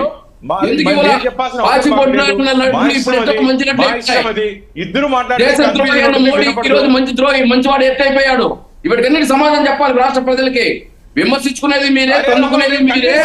మేము కన్విన్స్ ప్రజలా? మేము కన్విన్స్ అయ్యాం. మీకు బాధ అవుతారండి. మీకు డిపాజిట్ కోసం మీరు కన్విన్స్ అవుతారు. భారతీయ జనతా పార్టీకి ఉండే 0.85% ఓటుకు మీకు డిపాజిట్ రాదని మీరు చంద్రబాబు ఫ్యామిలీ తుడుచుకోబోతారు. మీకు రాజకీయం, మీకు రాజకీయ ప్రయోజనాలు ముఖ్యం. రాష్ట్ర ప్రయోజనాలు కానీ దేశ ప్రయోజనాలు కానీ ముఖ్యం కాదు మీకు. ఇదే వైసీపీ నాయకులతో ఇదే బాధ. అసెంబ్లీలో మాట్లాడారు, టీవీ డిబేట్ లో కూడా మాట్లాడారు. మీరు మర్చిపోయినారు మీరు ఇచ్చిన హామీలు. రాష్ట్ర ప్రజలు గుర్తులు పెట్టుకున్నారు. మీకు రాష్ట్ర ప్రజలు పెట్టుకున్నారు. మీకు మెమరీ లేదు, కానీ రాష్ట్ర ప్రజల మెమరీ లేదు. వాళ్ళు గుర్తుంది. మీకు తగిన శాస్తి చేస్తారు. 3 రాజకీయ పార్టీలకి డిపాజిట్ కూడా తిరుగుండవు. చూడండి, డిబేట్ లో మేము మాట్లాడతాం కూడా మాట్లాడేట్లా. మీ ఇష్టం, మీరు మాట్లాడి మేము వింటాం అంతే. శివపార్తి గారు వాసు గారు, నేను వేణుగారిని ఒకటే క్వశ్చన్ అడుగుతానండి. మమ్మల్ని ఎందుకు కలిశారు? మీ సమాధానం చెప్పేది ఉండదు. మా పాచిపోయినట్లు ఏమైనా చెప్పండి, ఆ తర్వాత అడిగిన సమాధానం చెప్తా. పాచిపోయినట్లు ప్రశ్నలు చెప్తే ఆ తర్వాత మీరు అడిగిన ప్రశ్నకు సమాధానం చెప్తాను. ప్రశ్న అడిగేదాన్ని కాల్ రెగ్యులర్స్ వచ్చేస్తారు. సమాధానం చెప్పండి ముందుగా. పాచిపోయినట్లు ఏమైనా మట్టిలో మాఫియా, మధ్య మాఫియా, ఇసుకలో మాఫియా అని అనేక విమర్శలు చేశారు. అవన్నీ వేణుగారు ఆవిడ మాట్లాడియండి. వేణుగారు ఆవిడ మాట్లాడియండి. She has a question for you. వేణుగారు let her speak out. Madam మీరు మాట్లాడండి. శివపార్తి గారు అడిగారు ఎందుకు తిట్టుకొని ఇప్పుడు ఎందుకు కలిశారని. నేను మిమ్మల్ని ఒక్కటే క్వశ్చన్ అడుగుతా. జగన్మోహన్ రెడ్డి గారిని విడుదల రజనీ గారు రాక్షసుని చూడాలి అంటే జగన్మోహన్ రెడ్డి ఫోటో చూపించండి సరిపోద్ది అన్నారు. అలాంటి ఆమెతో మరి ఎందుకు కలిసి మీరు సీట్ ఇచ్చి ఆవిడని గెలిపించి మళ్ళీ ఇప్పుడు మంత్రి ఇచ్చారు? అలాగే పవన్ కళ్యాణ్ తిట్టాడు. జగన్మోహన్ రెడ్డి పవన్ కళ్యాణ్ విమర్శించాడు చంద్రబాబు నాయుడిని. పవన్ కళ్యాణ్ విమర్శించాడు మోడీని. జగన్మోహన్ రెడ్డి గారు ఎవరిని విమర్శించలేదు. రజనీ విమర్శించలేదు, బొత్స సత్యనారాయణ విమర్శించలేదు, ధర్మాన ప్రసాద్ విమర్శించలేదు. వాళ్ళు విమర్శించారు. మళ్ళీ వాళ్ళే వచ్చి జగన్ పంచం చేశారు. క్యాబినెట్ లో పెట్టుకున్నారు. రిలయన్స్ వాళ్ళు సొంత తండ్రిని చంపించారన్నారు. అలాంటి వాళ్ళని తీసుకొచ్చి రాజ్యసభ సీట్ ఇచ్చారు. అంటే మీరు చేస్తే సంసారం, ఇంకెవరైనా చేస్తే వ్యభిచారం. పాచిపోయినట్లు సమాధానం చెప్పమ్మా. ఫస్ట్ పాచిపోయినట్లు ఇప్పుడు ఎట్లా మంచినట్లు ఎక్కడ చెప్తే రాష్ట్ర ప్రజలకు కూడా అర్థం అవుతుంది. మీరు సిగ్గు శరం లేకుండా తిట్టుకుంటారు. అలా కాదు కదా. ఇక్కడ ప్రజలు ఓట్లు అడిగినప్పుడు ప్రశ్నిస్తారు. ఆ ప్రశ్నకు సమాధానం చెప్పండి మీ దగ్గర ఉంటే. లేదంటే లేదని చెప్పండి, లేదా క్షమాపణ చెప్పండి. సమాధానం మీరు చెప్పండి. మేము అడిగేదానికి సమాధానం, ప్రజలకు సమాధానం మేము చెప్పాం. జగన్మోహన్ రెడ్డి ఏమైనాయి? కూటమి పాచిపోయినట్లు ఎక్కడ? పాచిపోయినట్లు ఎక్కడ చెప్పండి సమాధానం. హోదా ఎక్కడ? రాష్ట్రాన్ని కాపాడుకోవడం అంశాలు ఎక్కడ? మీరు పొత్తులు పెట్టుకోవడం దానికోసమే కదా. మీ చెవుల్లో తుప్పుంటే మేమేం చేయలేము. మేమెందుకు అలయన్స్ కి వెళ్ళాము క్లియర్ గా చెప్తున్నాం. మా రాష్ట్రాన్ని భ్రష్టు పట్టించాడు జగన్మోహన్ రెడ్డి. కాపాడుకోవడమే మేమందరం కలిసామని చాలా క్లియర్ గా ప్రజలకు మెసేజ్ ఇచ్చాము. మీకు మెమరీ లాస్ కాబట్టి రాష్ట్ర ప్రజలు మర్చిపోయినారు అనుకున్నారు. మీరు ఇచ్చిన హామీలు వాళ్ళకి అన్ని గుర్తున్నాయి. మీకు తగిన బుద్ధి చెప్తారు. వినపడని అడుగుతున్నారు. ముందు మీరు వినండి ఏం చెప్తున్నారు. ముందు 2 చోట్ల నిలబడితే డిపాజిట్ కాపాడుకునేది చంద్రబాబు నాయుడు మోడీ ఉంటాయి. మీరు ఏం చెప్తున్నారో వినకుండా వచ్చి అడిగితే కామెడీగా ఉంటది. వినండి మొత్తం క్లియర్ గా విన్న తర్వాత మీరు చెప్పేది అదే సోదే కదా. రోజు చెప్పే సోదే కదా. మీకు చెప్పే రోజు చెప్పే సోదే కదా, మీరు కొత్తగా ఏం చెప్పబోతారు? జగన్మోహన్ గారి పైన ఏదైతే పేదవాడి పక్కన నిలబడ్డాడో, సంక్షేమం ఇస్తున్నాడో, అభివృద్ధి ఇస్తున్నాడో, ఇట్టన్నా అడ్డుకోవాలి. జగన్మోహన్ రెడ్డి గారి ప్రభుత్వం రాకూడదు. అదే మీ 5 ఏళ్ళు జనానికి మీరు చెప్పారు కదా, సోది జనాలు నమ్మారా? ఇప్పుడు జగన్మోహన్ రెడ్డి పైన ఆరోపణలు తప్ప నిన్న ఆ సభ నుంచి రాష్ట్ర ప్రజలకు గాని రాష్ట్రానికి గాని పంపించి ఏడ్చారా? ఒక సందేశం లేదు, ఒక ఇది లేదు. జగన్మోహన్ రెడ్డి గారి పైన దుమ్మెత్తిపోయడం తప్ప ఏమన్నా రైట్. ఒకసారి శ్రీనివాస్ చౌదరి గారు మాట్లాడతారు. ఒక నిమిషం వేణుగారు, శ్రీనివాస్ చౌదరి గారు మాట్లాడతారు. శ్రీనివాస్ చౌదరి గారు ఇందాక మిమ్మల్ని మీరే మాట్లాడతారు. మీకే ఒక ప్రశ్న. ఇప్పుడు 2-3 అంశాలు ఇక్కడ ప్రస్తావనకు వచ్చినాయి. ఏంటంటే రాష్ట్ర ప్రభుత్వం కేంద్రం ఇచ్చే ఫండ్స్ని తెచ్చుకోలేకపోయారు సమంగా అని చెప్పేసి ఇందాక శివపార్వతి గారు అన్నారు. ఒకటి. రెండోదేమో తెచ్చుకొని దుర్వినియోగం చేస్తున్నారు ఆయన బటన్ నొక్కడానికి అని మీరంటారు. ఈ రెండింటిలో ఏది నిజం? మంచి ప్రశ్న వేశారు. అరిచేసి గోల్ చేసేస్తే నిజాలు అయిపోతాయనుకుంటే వైఎస్ఆర్సీపీ నాయకులు అమాయకత్వం. ఈరోజు జలశక్తి నిధులు 29 రాష్ట్రాల్లో ₹1 కూడా వాడుకొని రాష్ట్రం ఏదైనా ఉంటే జలశక్తి మిషన్ సంబంధించిన నిధులు ఎందుకు తేలేదు, ఎందుకు ఇవ్వలేదు? అలాగే గుజరాత్ తో సహా స్పెషల్ ప్యాకేజ్ వెహికల్స్ అమౌంట్స్ ఇచ్చారు అన్ని రాష్ట్రాలకు. మన రాష్ట్రంలో వెనుకబడి జిల్లాలకు నిధులు తేలేదు త్వరగా. ఎందుకు అడగలేదో, ఎందుకు తీసుకురాలేదో చెప్పాలి. Kadapa steel plant, Visakha plant, అదేవిధంగా పోలవరం నిధులు కొన్ని విడుదల చేసిన తర్వాత ఆ నిధులు ఏవై పోలవరానికి మనం కూడా 10,500 కోట్లు రిలీజ్ చేశారు ఇక్కడ గవర్నమెంట్ లో. గత గవర్నమెంట్ లో ఉన్న ఆ జీవోని క్యారీ ఆన్ చేస్తూ మా నిధులు పోలవరం వాడకుండా ఎందుకు వాడారు, ఎక్కడ వాడారు అనేది చెప్పాలి. సర్వశిక్షా నిధులు నాడు నేడు స్కూల్కి వాడారు, అవి ఎందుకు వాడారో సంబంధించిన నిధులకు సంబంధించి ఏమయ్యాయో క్లియర్గా చెప్పాలి. ఇంకోటి ఏంటంటే టిట్కో ఇల్లు 10 లక్షల ఇండ్లకి డబ్బులు ఇచ్చామని చెప్పి మోడీ గారు అని కూడా చెప్పారు. మరి ఆ 10 లక్షల ఇళ్ళు తాకట్టు పెట్టి 2,600 కోట్ల రూపాయలు ఇచ్చిన అప్పులు ఏమయ్యో చెప్పాలి. ఎందుకు తాకట్టు పెట్టారో చేతకాల పరిపాలన నాకు అర్థం కాదు. ఇంకా మూడో విషయం ఏంటంటే ఎన్ఆర్జీఎస్ ఫండ్స్ ఒక సర్పంచ్లు కడప జిల్లాతో రాజీనామా చేసి బెగ్గింగ్ చేసుకుంటున్నారు. ఇన్ని రకాల కేంద్ర ప్రభుత్వం ఇచ్చిన నిధులతో పాటు రూపాయి బియ్యం అంటే ఉచిత బియ్యం, దీన్ని కూడా వీళ్ళు స్టిక్కర్లు వేసుకుంటున్నారు. సో ఆయుష్మాన్ భవన్ నిధులు ప్రధానంగా దాన్ని నాడు నేడు దాన్ని ఏదో విలేజ్ క్లినిక్లు అంట. అంటే కేంద్ర వీళ్ళకి నిజం వేణుగారు మీరు మాట్లాడనివ్వండి. వేణుగారు దయచేసి మాట్లాడనివ్వండి ప్లీజ్. వేణుగారు ఆయన్ని మాట్లాడనివ్వండి. ఆయన ఒక్కొక్క అంశం ప్రస్తావన చేస్తున్నారు. ఆయన మాట్లాడనివ్వండి. ఒక్కొక్క అంశం ఆయన ప్రస్తావన చేస్తున్నారు. తర్వాత మీరు మాట్లాడండి. ఆయన మాట్లాడనివ్వండి. ఆయన ఒక్కొక్క అంశం ప్రస్తావన చేస్తున్నారు. మాట్లాడివ్వండి. వేణుగారు మాట్లాడివ్వండి. అది నిజమా కాదా భానుప్రకాష్ గారు చెప్తారు. ఎందుకంటే కేంద్ర ప్రభుత్వానికి సంబంధించిన వ్యవహారాల్లో మనం నిధులు తెచ్చుకోలేకపోవటం ఏంటి? ఇన్ని వేల బట్టలు నొక్కాం, ఇంకో కొన్ని వేల బట్టలు నొక్కే అవకాశం ఉండేది కదా ఈ నిధులు వస్తే. ఒక్క నిమిషం ఆయన మాట్లాడివ్వండి. వేణుగారు ఆయన మాట్లాడివ్వండి ఫస్ట్. ఇంకో 2 విషయాలు చెప్పాలి. ప్రధానంగా కడప జిల్లా నుంచి బెంగళూరు డబ్లింగ్ లైన్ ఉంది, అంటే రైల్వే లైన్. ఇది మాకు వద్దు అని రాసిచ్చిన ముఖ్యమంత్రి మన ముఖ్యమంత్రి. అలాగే వైజాగ్ జోన్ కి 53 ఎకరాలు భూమి మంటే ఇలేదని చెప్పి దానికి జోన్ ఆపేశారు.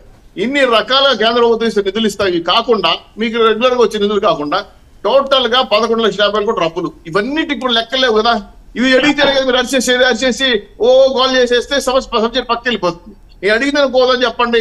టిట్కో ఇళ్ళు తాకట్టు పెట్టిన డబ్బులు 2,000 కోట్లు ఏమయ్యాయి? ఎన్ఆర్జీఎస్ ఫండ్లు కానీ, ఆయుష్మాన్ భవన్ నిధులు కానీ, సరక్షా నిధులు కానీ, టోటల్ గా ఉన్న డబ్బులు నుంచి చిన్న డబ్బులన్నీ కూడా మీరు ఏ బటన్ నొక్కారు? ఆ డబ్బులు ఎందుకు ప్రజల్లోకి రాలేదు? ఇవి చెప్పాల్సి వదిలేసి సబ్జెక్ట్ మాడదు వచ్చి ఇందుకన్నా జగన్మోహన్ రెడ్డి మీడియా మీద రామనేది ఆయన రాడు, ఆయన భయం తడిసిపోతాడు.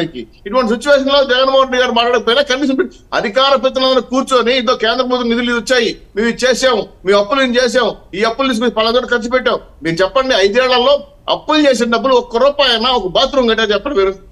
ఆ కనీసం డిబేట్ లో ఎన్నోసార్లు చెప్పాను, కేంద్ర ప్రభుత్వం ప్రకటించిన అప్పులు ఏ ప్రభుత్వం ఎవరు ఎంత చేశారని చెప్పారు. కానీ మళ్ళీ పదే మాట్లాడుతూ ఉంటారు. గుంటూరు కార్పొరేషన్ లో తాగేది నీళ్ళు లేకుండా అతిసార వ్యాధి చనిపోయారు. ఎందుకు చేసిపోయారు? నీళ్ళు ఎందుకు ఇవ్వలేకపోతే తాగేది మీరు? తాగడానికి కూడా నీళ్ళు ఇవ్వలేని గవర్నమెంట్ మీరు బీరాలకు పోతే ఎట్లా మీరు నాకు అర్థం కావడం లేదు. ఈ రోజు ఎండాకాలం వచ్చేసింది, జలశక్తిని ఎందుకు తెచ్చుకోలేదు మీరు? సాగు ఎందుకు రావట్లేదు? మీరు రైతుల ఆత్మహత్యలో 2వ స్థానం ఎందుకున్నాం? కౌలు ఆత్మహత్య 3వ స్థానం ఎందుకున్నాం? నేర ప్రభుత్వం 6వ స్థానం ఎందుకున్నాం? చెప్పండి మీరు. ఇవన్నీ శాంతి భద్రతలు లేవు, దిశ చట్టం లేదు, పూర్తి స్థాయిలో వైఎస్ఆర్సీపీ రాజ్యాంగం పెట్టుకొని ప్రతిపక్షాల 70,000 కేసులు పెట్టేస్తే గొప్ప అయిపోతారు మీరా? చౌదరి గారు చాలా అంశాలు ప్రస్తావన చేశారు. మీరు చెప్పిన నేరాలు పక్కన పెడితే నిధుల గురించి మాట్లాడుకుందాం. భానుప్రకాష్ గారు, నిజంగా ఇన్ని నిధులు మన రాష్ట్ర ప్రభుత్వం తెచ్చుకోలేకపోవడం నిజంగా ఆశ్చర్యంగా ఉంది. ఎందుకంటే తెచ్చుకుంటే ఆయనే ఇంకో కొన్ని వేల బట్టలు నొక్కే అవకాశం ఉండేది కదా. అన్నా శ్రీనివాస్ గారు చెప్పినటువంటి దీంట్లో వాస్తవాలు ఉన్నాయి. కేంద్ర ప్రభుత్వం రాష్ట్ర ప్రభుత్వాలకి కొన్ని పథకాల్లో మ్యాచింగ్ గ్రాంట్ ఇస్తే తప్ప కేంద్ర ప్రభుత్వం రిలీజ్ చేసే అవకాశం లేదు. అలాంటి పథకాల్లో రాష్ట్ర ప్రభుత్వం తన వాటాని ఇవ్వని కారణంగా చాలా పథకాలు రాలేదు. ఎస్, వాస్తవం. అందుకని భారతీయ జనతా పార్టీ డిమాండ్ చేస్తుంది. ఈ రోజు కూడా వేణు గారికి డిమాండ్ చేస్తుంది, మీకు చేతనైతే 24 గంటల లోపల కేంద్ర ప్రభుత్వం ఇప్పటి వరకు రాష్ట్రానికి ఎంత ఇచ్చింది, తద్వారా రాష్ట్ర ప్రభుత్వం మ్యాచింగ్ గ్రాంట్ ఎంత చేసింది, ఏ పథకాలు మీ వల్ల ఆంధ్రప్రదేశ్ రాష్ట్ర ప్రజలకు అందలేదో ఒక శ్వేతపత్రం విడుదల చేయమండి. ఎందుకు ఈ డిస్టర్బెన్స్, ఈ కన్ఫ్యూజన్ అంతా? మమ్మల్ని ఊరికి అరిచేది మేము ఎందుకు తెలుస్తాము, మా మీద పడేది కాకుండా వారు ఒక శ్వేతపత్రం ధైర్యం ఉంటే, ఈరోజు మళ్ళీ ఛాలెంజ్ చేస్తున్నా, వైసీపీ ప్రభుత్వానికి ధైర్యం ఉంటే ఈ 5 సంవత్సరాల కాలంలో కేంద్ర ప్రభుత్వం ఇచ్చినటువంటి నిధుల్ని, రాష్ట్ర ప్రభుత్వం ఇచ్చినటువంటి మ్యాచింగ్ గ్రాంట్ ని ఎక్కడెక్కడ ల్యాబ్స్ అయ్యో వాటిని ప్రజల ముందు పెట్టే ధైర్యం ఉందా అని చెప్పి రాష్ట్ర ప్రభుత్వాన్ని భారతీయ జనతా పార్టీ ప్రశ్నిస్తోంది. ఎందుకంటే కేంద్ర ప్రభుత్వం చిత్తశుద్ధితో పనిచేస్తున్నాం. కేంద్ర ప్రభుత్వం అనేక జల్ జీవన్ మిషన్ ద్వారా ప్రతి ఇంటికి నీళ్లు ఇవ్వాలని చెప్పి కేంద్ర ప్రభుత్వం ఆలోచన. ఆంధ్రప్రదేశ్ లో అది అమలు కాలేదు. ఎందుకంటే మ్యాచింగ్ గ్రాంట్ కారణంగా రైల్వే ప్రాజెక్ట్స్ లో స్థలాలు ఇవన్నీ బదిలీ చేయని కారణంగా రైల్వే ప్రాజెక్ట్స్ కూడా నిలిచిపోయాయి. అలాగే రైల్వే లైన్ లో కొన్ని లైన్స్ కి వీళ్ళు ఫండింగ్ ఇవ్వని కారణంగా నిలిచిపోయినాయి. ఎంతసేపు వీళ్ళు సంక్షేమం పేరుతో ఓట్లు దండుకోవాలని చెప్పి ఆంధ్రప్రదేశ్ ని సంక్షోభంలోకి తీసుకుపోయినట్టు ప్రభుత్వం జగన్మోహన్ రెడ్డి గారి ప్రభుత్వం. ఎంతసేపు ఓటు బ్యాంకుతో ముందుకు పోయారు తప్ప అభివృద్ధిలో ఏ విధంగా ఆంధ్రప్రదేశ్ ముందుకు తీసుకుపోవాలి, ఉద్యోగ ఉపాధి అవకాశాలు యువతకు కల్పించి తద్వారా ఓట్లు ఎలా రాబట్టాలి అని చెప్పి ఆలోచన కాకుండా కేవలం ఓటు బ్యాంక్ ఎక్కడెక్కడ సంక్షేమం ఇచ్చేస్తే, ఫ్రీ ఇచ్చేస్తే ప్రజలు ఓటేస్తారనుకున్నారు. అది చాలా తప్పు. ఎందుకంటే ప్రజలు ఇప్పుడు అర్థం చేసుకున్నారు. జగన్మోహన్ రెడ్డి గారి ఆలోచనతో ఈరోజు ఆంధ్రప్రదేశ్ పూర్తిగా వెనకబడిపోయింది.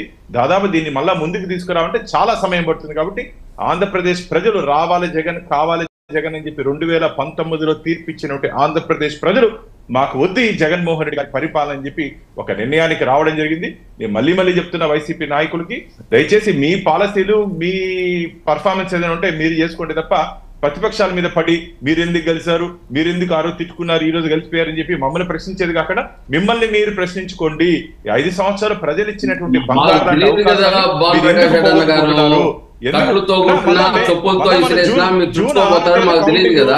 మళ్ళా కూర్చుంటాం, తెలుస్తుంది, కొత్త విషయాలన్నీ తెలుస్తున్నాయి.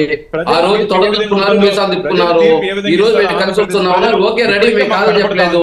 మీరు చెప్పులు వేసినా ఇదే తిరుపతిలో ఏం మాట్లాడలేకపోయినారు, గట్టుతో పుట్టినా ఏం మాట్లాడలేకపోయినారు. మీ స్థితి అది. మీ పర్సంటేజ్ మీరు కాపాడుకోవాలి. మీ పర్సంటేజ్ డెవలప్ వేణుగారు కైండ్లీ హావ్ సమ్ పేషెన్స్. వారిని మాట్లాడివ్వండి. వేణుగారు ప్లీజ్ వారిని మాట్లాడివ్వండి, తర్వాత మీరు మాట్లాడండి. ఎంత అరాచకం జరిగిందంటే శ్రీనివాస్ గారు తెలుసు, 45 వార్డులో ఒక పేద కుటుంబం ఇంట్లో బోర్ వేసుకుంటా అంటే అధికార పార్టీ కార్పొరేటర్ పోయి డబ్బు అడిగాడు. డబ్బు ఇస్తే తప్ప, నాకు మామూలు ఇస్తే తప్ప, నాకు లంచం ఇస్తే తప్ప నువ్వు బోర్ వేసుకునేది లేదంటే మహిళలు తిరగబడితే మహిళల్ని కొట్టారన్న వాళ్ళు. దాని మీద పోలీస్ కంప్లైంట్ ఇస్తున్నాం ఈరోజు. ఇది అరాచక ప్రభుత్వం. వాస్తవం ఇది. ఆంధ్రప్రదేశ్ లో జరుగుతున్నట్టు వాస్తవాలు. బోర్ వేసుకునే దానికి కూడా డబ్బు ఇవ్వాలన్నా, ప్రజల్ని పీడించేదానికి ఉండేది కార్పొరేటర్లు. అక్కడ జరుగుతున్న సంక్షేమ పథకాలని ముందుకు తీసుకోవాల్సింది పోయి వాటాలు, కోటాలు, షేర్లు ఏందన్నా. కాబట్టి మీ కోటలు బద్దలయ్యే అవకాశం లేదు. మీ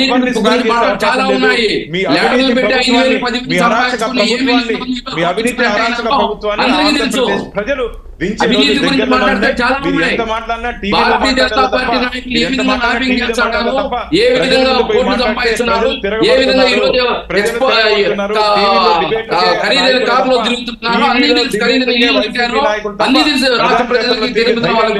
ఇంటింటికి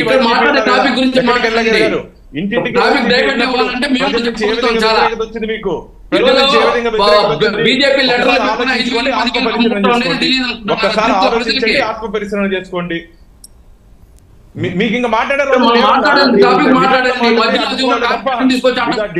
అడ్డుకోవాలి తప్ప ఇంకొక 57 రోజులు ఆగండి. ప్రజలు మిమ్మల్ని మాట్లాడిరు. ఇంకా 57 రోజులు ఆగండి, ప్రజలు మిమ్మల్ని మాట్లాడించే పరిస్థితి లేదు. ఎందుకు ఊరికే గొంతు నొప్పి వస్తుంది మీకు ఊరికే అరిచేరిసన్నా? అవును, ముగ్గురికి సమాధానం చెప్పాలి అన్నప్పుడు మీరు అడ్డపడేటప్పుడు ఇంక మాట్లాడాలి. మేము మా వాయిస్ తొక్కే ప్రయత్నం చేస్తున్నప్పుడు ఏం చెప్పాలి? మేము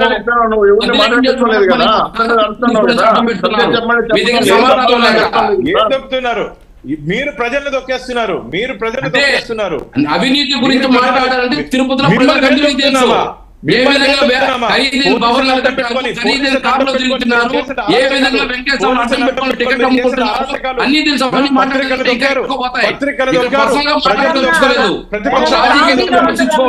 రాజకీయంగా మాట్లాడుకోవాలనుకున్నాము, రాజకీయంగా మాట్లాడదాం.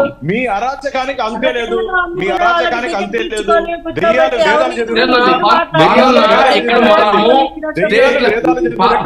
పార్టీ విధి విధానాలు మాట్లాడడానికి వచ్చాం. పార్టీ విధి విధానాలను మాట్లాడేటప్పుడు ఒక కార్పొరేటర్, తిరుపతిలో ఒక కార్పొరేటర్ గురించి మాట్లాడారు.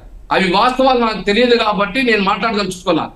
అలా మాట్లాడాలనుకుంటే భారతీయ జనతా పార్టీ నాయకులు కూడా ఇటు ఖరీదైన కారులో, ఖరీదైన బట్టాలలో ఏ విధంగా వెంకటేశ్వర అడ్డం పెట్టుకొని వేల కోట్లు సంపాదిస్తున్నారు. మంత్రులు, కేంద్ర మంత్రులు, కేంద్ర నాయకులు లెటర్లు తీసుకొని సిఫార్సు పెట్టుకొని చేసుకుంటున్నారు. అందరికీ తెలుసు. ఇప్పుడు ఇన్ని సంవత్సరాలు మనం టీవీలో కలిసాం, ఎప్పుడైనా పర్సనల్ గా మాట్లాడుకున్నాం. ఎవరో కార్పొరేటర్ కోసం, ఎవరో దళిత కార్పొరేటర్ దాని గురించి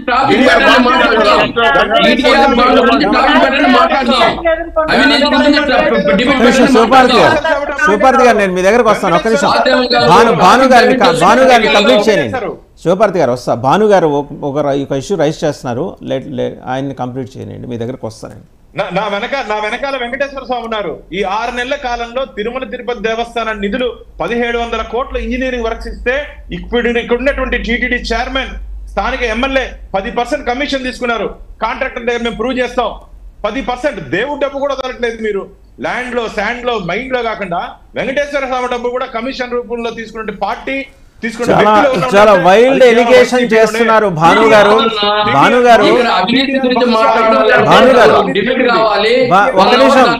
వేణుగారు ఒక నిమిషం, భానుగారికి ఒక ప్రశ్న. చాలా వైల్డ్ ఎలిగేషన్. 1700 కోట్లలో 10% కమిషన్ టీటీడీ చైర్మన్ తీసుకున్నారు అంటే రేపు పొద్దున ఆయన ఏమైనా డిఫమేషన్కి వస్తే మీరు ప్రూవ్ చేయడానికి మీ దగ్గర ఆధారాలు ఉన్నాయా? ఖచ్చితంగా కాంట్రాక్టర్ మీద ఒక సిట్టింగ్ చేసి ఒక ఎంక్వైరీ పెట్టించండి. ఖచ్చితంగా జరుగుతుంది. వాస్తవం మేము ఎవరికి భయపడాల్సిన అవసరం లేదు. టాటాకు చప్పులకు భయపడే పార్టీ కానీ కార్యకర్తలు కానీ భారతీయ జనతా పార్టీలో లేరు. ఇది తిరుపతిలో వచ్చి ఒకసారి మీరు సర్వే చేయించండి. 99 టీవీ ద్వారా మీరు ఒక సర్వే చేయించండి. మేము చెప్పింది వాస్తవమో కాదా. నేను చెప్పింది తప్పు అయితే నేను రాజకీయాల నుంచి తప్పుకుంటా. అనవసర ఆరోపణలు చేయాల్సిన అవసరం లేదు. నాకు అనవసర ఆరోపణలు చేయాల్సిన అవసరం లేదు. వాస్తవం అది. నేను ఛాలెంజ్ చేస్తున్నా, మీరు ఒక సర్వే చేయించండి.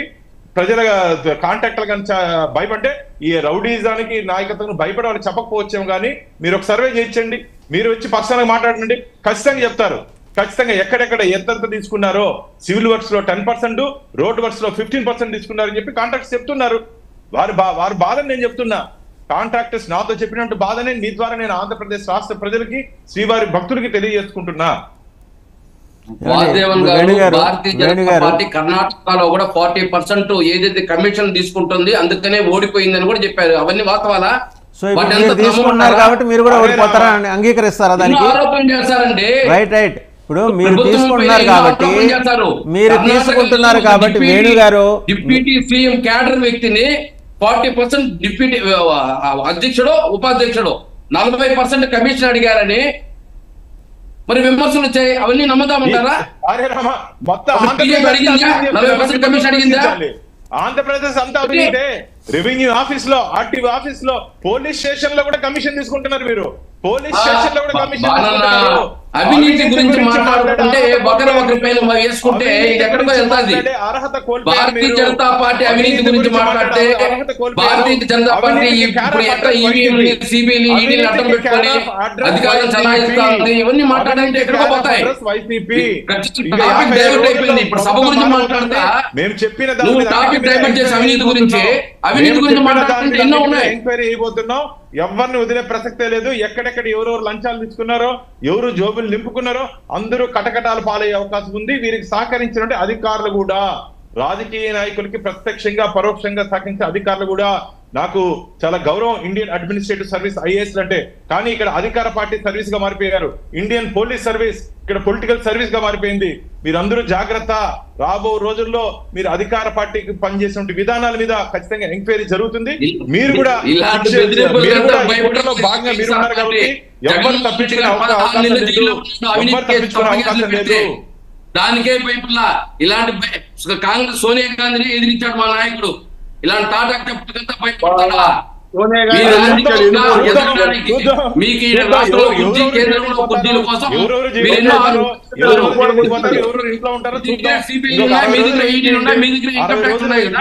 నిరూపించండి.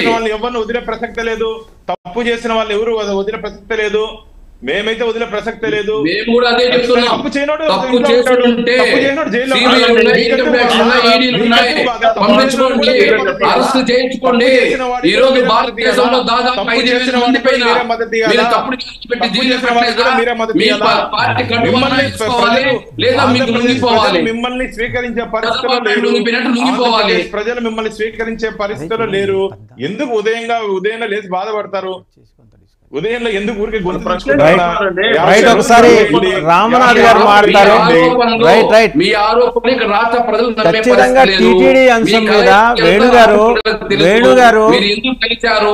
రాష్ట్ర ప్రయోజనాల కోసం కలిశారా, మీ రాజకీయ ప్రయోజనాలు కలిశారా అనేసి రాష్ట్ర ప్రజలు క్లారిటీ ఉంది. మీకు దా క్లారిటీ లేదు. రాష్ట్ర ప్రజలు నమ్మించే ప్రయత్నం చేస్తామని ముందుకు పోతున్నారు తప్ప. వేణుగారు, రామ్నాథ్ గారు, ఏం చేస్తాం మాకు తెలుసు. రామ్నాథ్ గారు, చౌదరి గారు మీ దగ్గరకు వస్తా. రామ్నాథ్ గారు ఒకసారి మాట్లాడతారు. చౌదరి గారు మీ దగ్గరకు వస్తా. ఎలాగో మనం 8:30 వరకు will continue the debate. Ramnath గారు మాట్లాడతారు.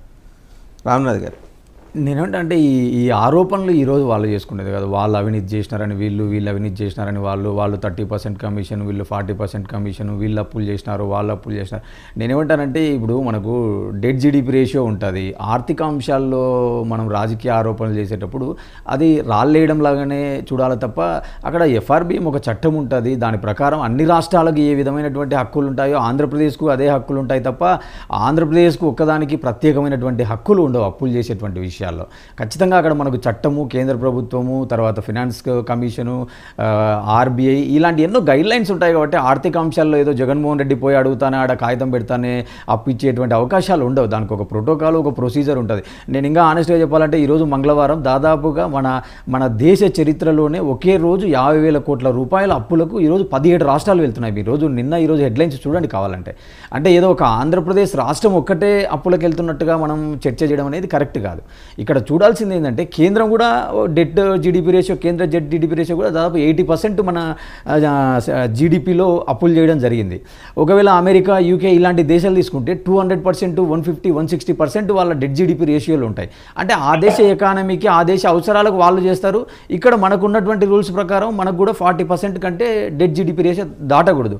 కానీ ఈరోజు రాజస్థాను, పంజాబు, తమిళనాడు ఇలా చాలా రాష్ట్రాలు దగ్గర 50%, 45%, 60% కూడా పంజాబ్, రాజస్థాన్ రీచ్ అయినట్టుగా చూస్తున్నాం. కానీ మనకు పార్లమెంట్లో నిర్మలా సీతారామన్ గారు ఇచ్చిన సమాధానం ప్రకారమే మనకు తెలంగాణ కానీ, ఏపీ కానీ ఇంకా కొంత లిమిట్స్లోనే 40 లోపు 36తో 37లో ఉన్నట్టుగా మనకు రీసెంట్ గణాంకాలు చెప్తున్నాయి. నేనేమంటే ఇవి కాదు, ఇవి రూల్స్, ప్రోటోకాల్స్ ఉంటాయి. ఇక్కడ చూడాల్సింది ఏంది, ఈరోజు పొత్తు పెట్టుకున్నారు. సరే, ఎస్, నేను చెప్పాను గతంలో కూడా ఈ పొత్తు పెట్టుకునే విషయంలో ఎవరి రైట్స్ వాళ్ళకు ఉంటాయి. వాళ్ళు పొలిటికల్ పార్టీలు అన్నాక పొత్తు పెట్టుకుంటాయి, ఎవరి వ్యూహాలు వాళ్ళకు ఉంటాయి. వాళ్ళ రాజకీయం వాళ్ళు చేస్తారు, వీళ్ళ రాజకీయం వీళ్ళు చేస్తారు. కానీ అందరూ కూడా అన్ని పార్టీల వాళ్ళు ప్రజలకు ఆన్సరబుల్. సరే, ప్రజలు మీరు చెప్పినది విశ్వసిస్తారా లేకుంటే ఇంకొకరు చెప్పింది విశ్వసిస్తారా, ఎవరికి పట్టం కడతారు, ఇలాంటి అంశాలను మనం ప్రజల తీర్పు ఆధారంగా ఉంటుంది. కానీ మనం ఇచ్చే జస్టిఫికేషన్ ఎంతవరకు కరెక్ట్గా ఉంది, ఎంతవరకు వాస్తవంగా ఉంది అనేది చూడాలి తప్ప ఒకరొకరం మనం ఇలా మీరు చేశారు కాబట్టి మేము చేసినాము, గతంలో పోలీసు వాళ్ళను ఎంతవరకు అధికార దుర్వినియోగం గతంలో జరిగింది లేదా ఇప్పుడు ఎంత అధికార దుర్వినియోగం జరిగింది, ఇలాంటివన్నీ మనం ఏళ్ళ నుంచి వింటున్నాం. కాబట్టి ఇవి నా దృష్టిలో ఇవి ఎడతెరపి లేని చర్చలే తప్ప ఈరోజు చూడాల్సింది ఏంది, వాళ్ళు పొత్తు పెట్టుకున్నారు.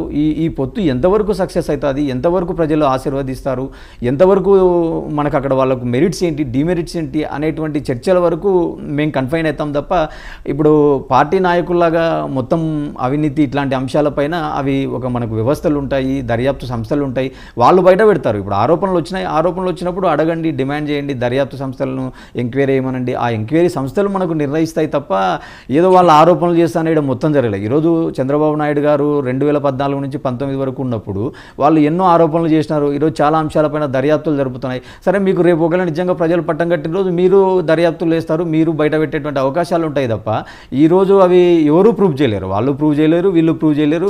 పేపర్ స్టేట్మెంట్లకు తప్ప అవి ఎక్కడ ఉండవు. ఇప్పుడు ఇందాక తను అన్నాడు వైసీపీ అధికార ప్రతినిధి, ఈరోజు మనం కర్ణాటకలో చూసినాం ఎలక్షన్లో 30% కమిషన్ 40% కమిషన్ అన్నారు. ఈరోజు డీకే శివకుమార్ అక్కడ కాంగ్రెస్ ప్రభుత్వం కూడా 40% కంటే ఇంకా ఎక్కువ కమిషన్లు తీసుకుంటుంది, ఢిల్లీకి మనీని డంప్ చేస్తున్నారు, ఈ రాష్ట్రాల నుంచి డబ్బు చేస్తుంది అని కూడా ఆరోపణలు చేస్తున్నారు.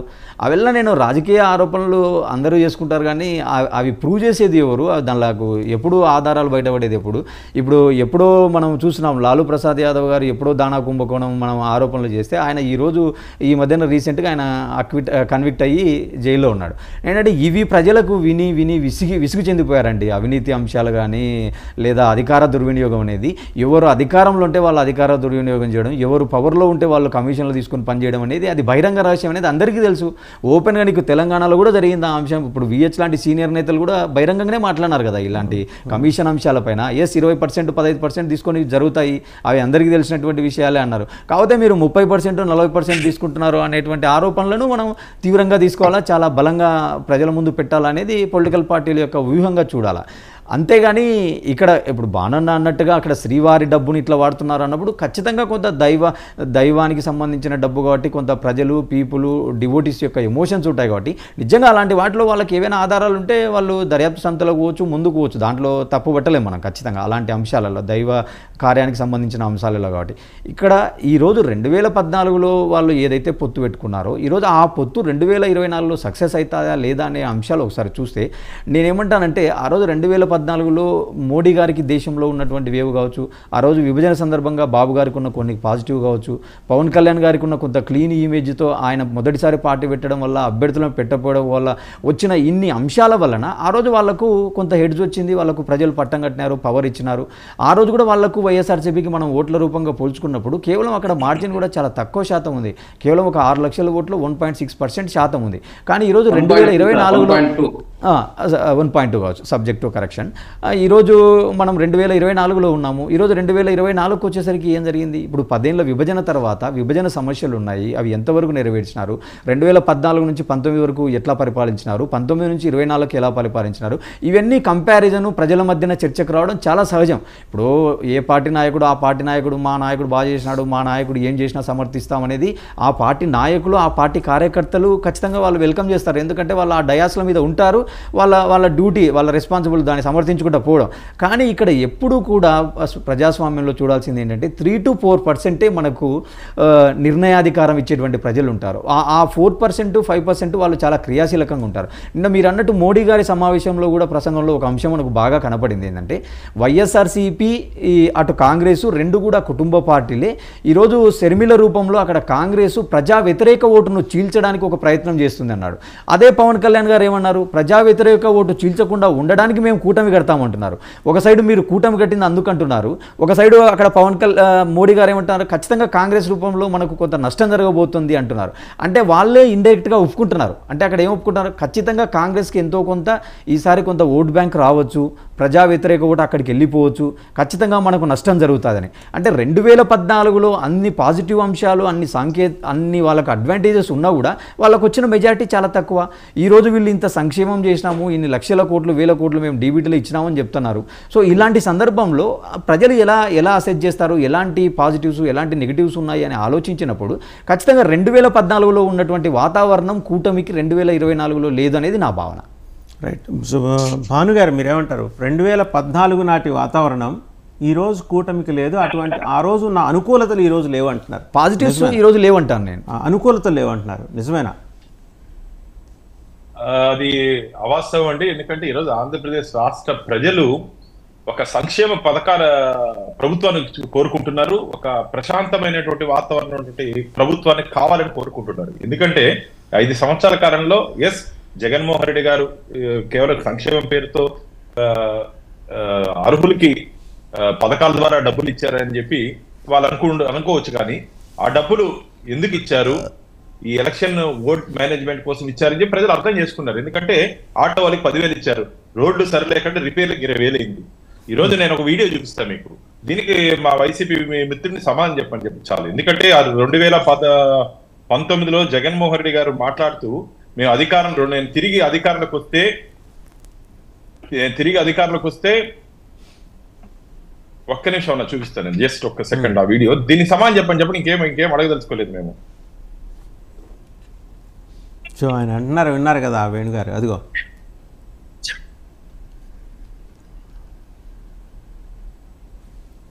వేణుగారు చూస్తున్నారా? వాయిస్ వినపడలేదు సార్. వాయిస్ వినిపించట్లేదంటండి.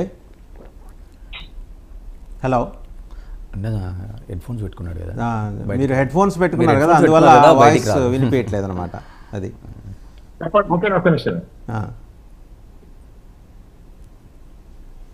అలా కూడా రాదు, అది రాదులేండి. కంటెంట్ చెప్పండి, పర్లేదు, కంటెంట్ చెప్పండి.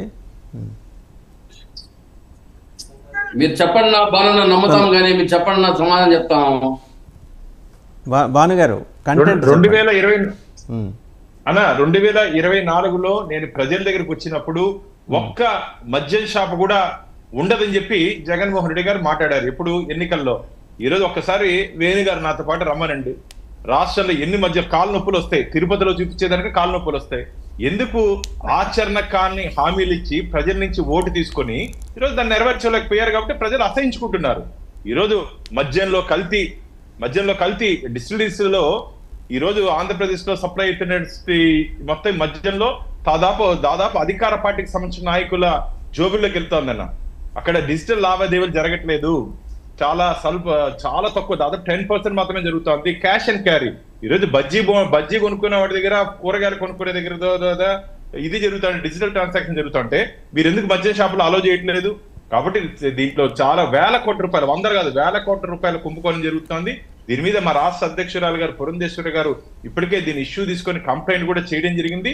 ఎందుకు చెప్తున్నా అంటే ఈరోజు ఆంధ్రప్రదేశ్ ప్రజలు దేనికి ఓటేయాలి? జగన్మోహన్ రెడ్డి గారికి. ఎందుకు వైసీపీ ప్రభుత్వానికి ఓటేయాలి? ఈరోజు 5 సంవత్సరాల కాలంలో ఏదైనా ఉద్యోగ ఉపాధి అవకాశాలు వచ్చింది ఆంధ్రప్రదేశ్ కి? ఒక ఇరిగేషన్ ప్రాజెక్ట్ ఇచ్చారా? కొత్తగా మీరు ఏం చేశారు? ఒరిగింది ఏం లేదు. మంగళవారం ఆంధ్రప్రదేశ్ లో ఉన్నటువంటి అప్పుల శాఖ మంత్రి, ఆర్థిక శాఖ మంత్రి లేరు మాకు. అప్పుల శాఖ మంత్రి అప్పులు ఎలా తేవాలి, తద్వారా ఈ స్కీములకి ఎలా డబ్బు పంచాలని చెప్పి ఆలోచన ఉంది తప్ప శాంతి భద్రతల విషయంలో పూర్తిగా రోజుకి 5 సంవత్సరాల కాలంలో ఏ రోజైతే జగన్మోహన్ రెడ్డి గారు తన విధ్వంసంతో పరిపాలన మొదలు పెట్టారో, ప్రజా వేదికను కూల్చి 5 సంవత్సరాల కాలంలో పూర్తిగా తనకి కాని వాళ్ళ మీద అక్రమ కేసులు బనాయిస్తూ తన అధికారాన్ని ముందుకు తీసుకుపోతున్నారు. నేను ఒకటే చెప్తున్నా, ఆంధ్రప్రదేశ్ లో ఐపీసీ సెక్షన్లు పనిచేయట్లేదు, వైసీపీ సెక్షన్లు పనిచేస్తున్నాయి. ఈ రోజు పోలీస్ స్టేషన్ లో కూడా గత 5 సంవత్సరాలుగా, అంటే ఎలక్షన్ కోడ్ రాకముందు వరకు వైసీపీ నాయకులు ఏది డిక్టేట్ చేస్తే అది పోలీసులు ఎఫ్ఐఆర్ నమోదు చేస్తారు. అందుకని శాంతి భద్రత లేదు, ఇక్కడ అభివృద్ధి లేదు. ఎందుకు ఓటేయాలి? కాబట్టి ఓటు ట్రాన్స్ఫర్ అయ్యే అవకాశం లేదు. ఖచ్చితంగా మా భారతీయ జనతా పార్టీ, జనసేనకి, తెలుగుదేశంకి ప్రజలు ఆదరిస్తారు. ఆదరించిన తర్వాత మేము కూడా నిలదొక్కోవాలంటే అంత ఆశామషి కాదన్న. ఈ 12 లక్షల కోట్ల రూపాయలు అప్పు నుంచి బయటపడి, ఎందుకంటే మీరు వడ్డీ లెక్కేసుకోండి, దాదాపు 12 లక్షల కోట్ల రూపాయలకి 6.5 to 7% అంటే దాదాపు 1,00,000 కోట్ల రూపాయలు వడ్డీ కట్టాలి. ఎక్కడి నుంచి తెచ్చి ఆయన అడుగుతున్నారు, తర్వాత మీరు మాట్లాడదురు, ఆయన అడగనేయండి, తర్వాత మీరు మాట్లాడదు. నేను చెప్పే దయచేసి రండి. ఎవరైనా సరే, రేపు మీరు ముఖ్యమంత్రి అయినా, నేను ముఖ్యమంత్రి అయినా, వడ్డీ కట్టేదానికి కూడా డబ్బులు లేదు ఆంధ్రప్రదేశ్ లో. వాస్తవాలు మాట్లాడాలి. అరే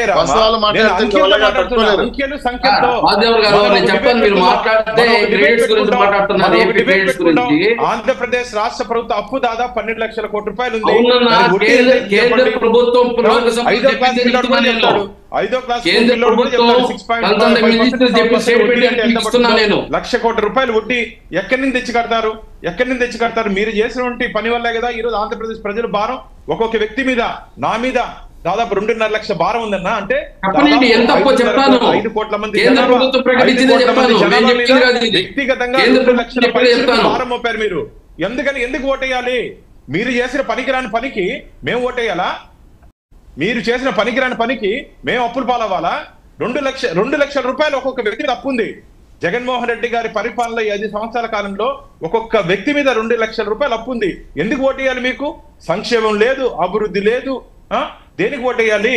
కాబట్టి మాకు ఈ అవినీతి అరాచక ఆటవిక ప్రభుత్వం వద్దని చెప్పి ప్రతిపక్షాలుగా మేము మాట్లాడట్లే, ఆంధ్రప్రదేశ్ ప్రజలు మాట్లాడుతున్నారు. మీరు ఈ రోజు రాసుకోండి, ఈ రోజు రాసుకోండి. సంక్షేమం నుంచి అప్పులు పాలు చేశాడన్నాము, సంక్షేమం లేదండి.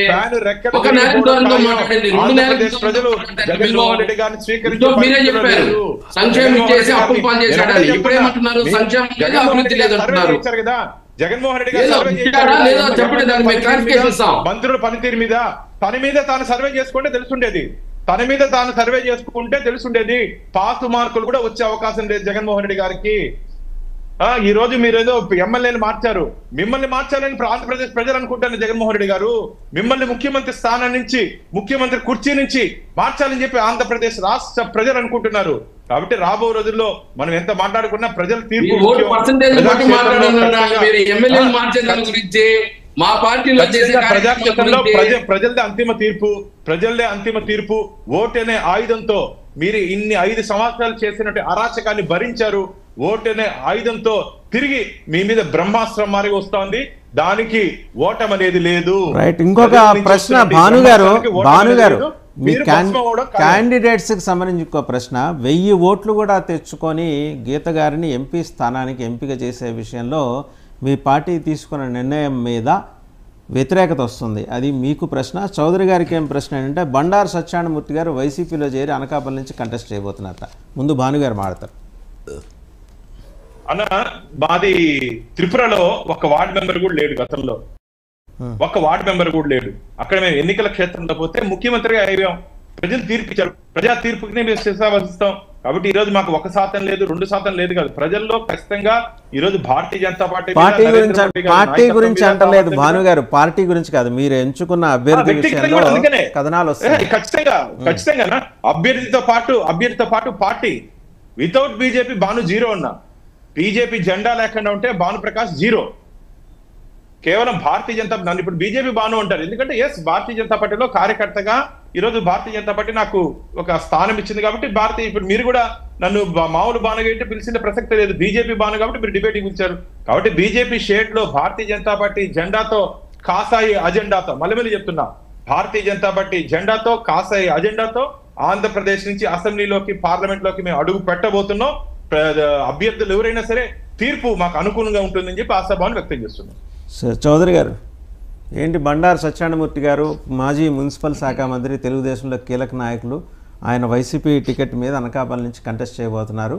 ఆయనకి టికెట్ డినై చేసిన కారణంగా అది చాలా బలంగా సర్క్యులేట్ అవుతున్న వార్త. సత్యనారాయణమూర్తి గారు ఏంటని చెప్పి ఎస్టానిష్ అవుతున్నారు. ఆయన ఏంటి, పార్టీ పుట్టినప్పటి నుంచి ఉన్న ఆయన ఎలా వెళ్తారనే దాని మీద ఎందుకు అంత కఠినమైన నిర్ణయం మీ నాయకుడు తీసుకుంటున్నాడు? సార్, దీనికి అనేక కారణాలు ఉన్నాయి. కొన్ని పబ్లిక్ లో చెప్పొచ్చు, కొన్ని చెప్పకూడదు. ఏదైతేనేమి పార్టీకి మాకు ముఖ్యంగాని ఇలాంటి నాయకులు అనేవి వస్తుంటారు, పోతుంటారు. పార్టీ శాశ్వతం, పార్టీ కార్యకర్తలు శాశ్వతం. సో ఆయనకున్న అసంతృప్తి ఆయన వెళ్ళి వైఎస్ఆర్సీపీ మునిగిపోయే నావెక్కాడంటే ఆయన కూడా మునిగిపోతున్న లెక్కే కదా. ఆల్రెడీ వైఎస్ఆర్సీపీ ఓడిపోతామనే విషయం వాళ్ళే చెప్తున్నారు. అక్కడి నుంచి బయటకు వచ్చేస్తున్నారు. మళ్ళీ నువ్వు మునిగిపోయే నావ నేను ఎక్కుతానంటే ఎక్కడి తప్పే ఉంది. ప్రజలు తీర్పు అపోజిట్ గా వచ్చే అవకాశం ఉంది కదా. కాబట్టి ఆయనకున్న ఆలోచన ఏంటంటే అధికారంలో ఉండాలి, అధికారం చేయాలని కొన్ని మిస్టేక్స్ జరిగాయి. పార్టీ నిర్ణయాలు బైలైట్ చేశారు. పార్టీ చెప్పిన విషయాలు కూడా పక్క పెట్టారు. 2 పొత్తు ధర్మాన్ని పాటించే విషయంలో కొన్ని ఇబ్బందులు కలిగాయి. అవి కూడా ప్రస్తావించాము. కొంతమేరకే నేను చెప్పగలను. సో ఆయన కన్విన్స్ చేసి సమానంగా మంచి పోస్ట్ ఇస్తామని కానీ బాబు గారు కూడా డిస్కస్ చేశారు. అది నిజంగా చాలా ఉన్నతమైన పోస్ట్. అది కూడా చెప్పలేదు, ఎందుకంటే వెళ్ళిపోయిన తర్వాత మాట్లాడకూడదు కాబట్టి. ఇన్ని ఆప్షన్స్ ఇచ్చినా కూడా పార్టీ ముందు నుంచి ఉన్నాడు, పార్టీ కోసం కష్టపడ్డారని ఒక ఆశతో ఈరోజు చిన్న తప్పులు కూడా ఎగ్జామ్ చేసి, లేదు సత్యనారాయణ గారు మీకు ఈ విధంగా ఆప్షన్స్ ఉందని చెప్తే కూడా లేదు నేను చేయాలని చెప్పి మొండిగా వాదించడంతో ఇంకా పార్టీ చేయనంత వరకు చేసిన ప్రయత్నం. నేను వైసీపీలో చెప్పాలంటే తప్పే ఉంది. ఆల్రెడీ ఆయన బతికే పరిస్థితి లేదు, ఆ పార్టీ బతికే పరిస్థితి లేదు. ఆడపిల్లి పోటీ చేస్తానంటే బీఫామ్ నుంచి జగన్మోహన్ గారు గెలిపించుకునే పరిస్థితి ఉందా? అనకాపల్లిలో గెలిచే పరిస్థితి ఉందా అసలు అనే విషయాన్ని పరిశీలించినప్పుడు ఆయన ఆలోచనతో ఆయన ముందుగా వెళ్తున్నాడు, తన నష్టపోతాడు. కానీ మాకు పార్టీ శాశ్వతం, పార్టీ జెండా శాశ్వతం. నాయకులు అనే వాళ్ళు వస్తుంటారు, పోతుంటారు, సామాన్యం అది. కాబట్టి పార్టీ నుంచి సీనియర్ నాయకుడు కాబట్టి ఉన్నాడు కదా, మంచి అభిప్రాయం తీసుకొద్దామని చెప్పి మంచి స్థానం కల్పిద్దామని అనుకున్నాం. దీంట్లో పార్టీ పెద్దలు చాలా సందర్భంగా ఫోన్ల ద్వారా నేరుగా పిలిచి కూడా మాట్లాడిచ్చారు. కానీ ఫలితం లేకపోయింది. ఓ డెసిషన్కి వచ్చేసాడు ఆయన. సరే ఇంక మునిగిపోయినా ఎక్కడెళ్ళి మనకి ఎందుకంటే నష్టాలు ఆయన భరిస్తాడని వదిలేసాం. కాకపోతే పరిస్థితి అంటే పార్టీలు లాంటి వాళ్ళు చాలా మంది అసంతృప్తివాదులు కోర్టులు గాను రకరకాల ఇబ్బందిగాను ఉంటాయి. గతంలో పిఠాపురంలో కూడా గొడవలు జరిగాయి, పెనమలూరులో జరిగాయి, అనంతపురం పుట్టపర్తిలో జరిగాయి, గుడివాడలో జరిగాయి. అనేక అంశాలపైన కొంతమంది పార్టీ విభేదించినప్పుడు కొంత భావోద్వేగంగా మాట్లాడినప్పుడు పిలిచి మాట్లాడితే కన్విన్స్ అయ్యి ఇప్పుడు పిఠాపురంలో గొడవ లేదు కదా, కన్విన్స్ అయ్యి వర్క్ చేసుకుంటున్నారు. ఈయన పూర్తిగా సీనియర్ నాయకుడు కదా, రామారావు గారి నుంచి ఉన్నారు కదా అని గౌరవించి మంచి స్థానం కల్పిద్దాం అనుకుంటే ఆయన బిహేవియర్ మారింది, ఆయన నిర్ణయం తీసేసుకున్నాడు. కాబట్టి ఇంకా సిచ్యువేషన్ లో ఇంకా చనిపోతారు అనుకున్నప్పుడు ఎంత పెన్సిల్ ఇంజక్షన్ అయినా ఏం చేద్దాం, బతకరు కదా.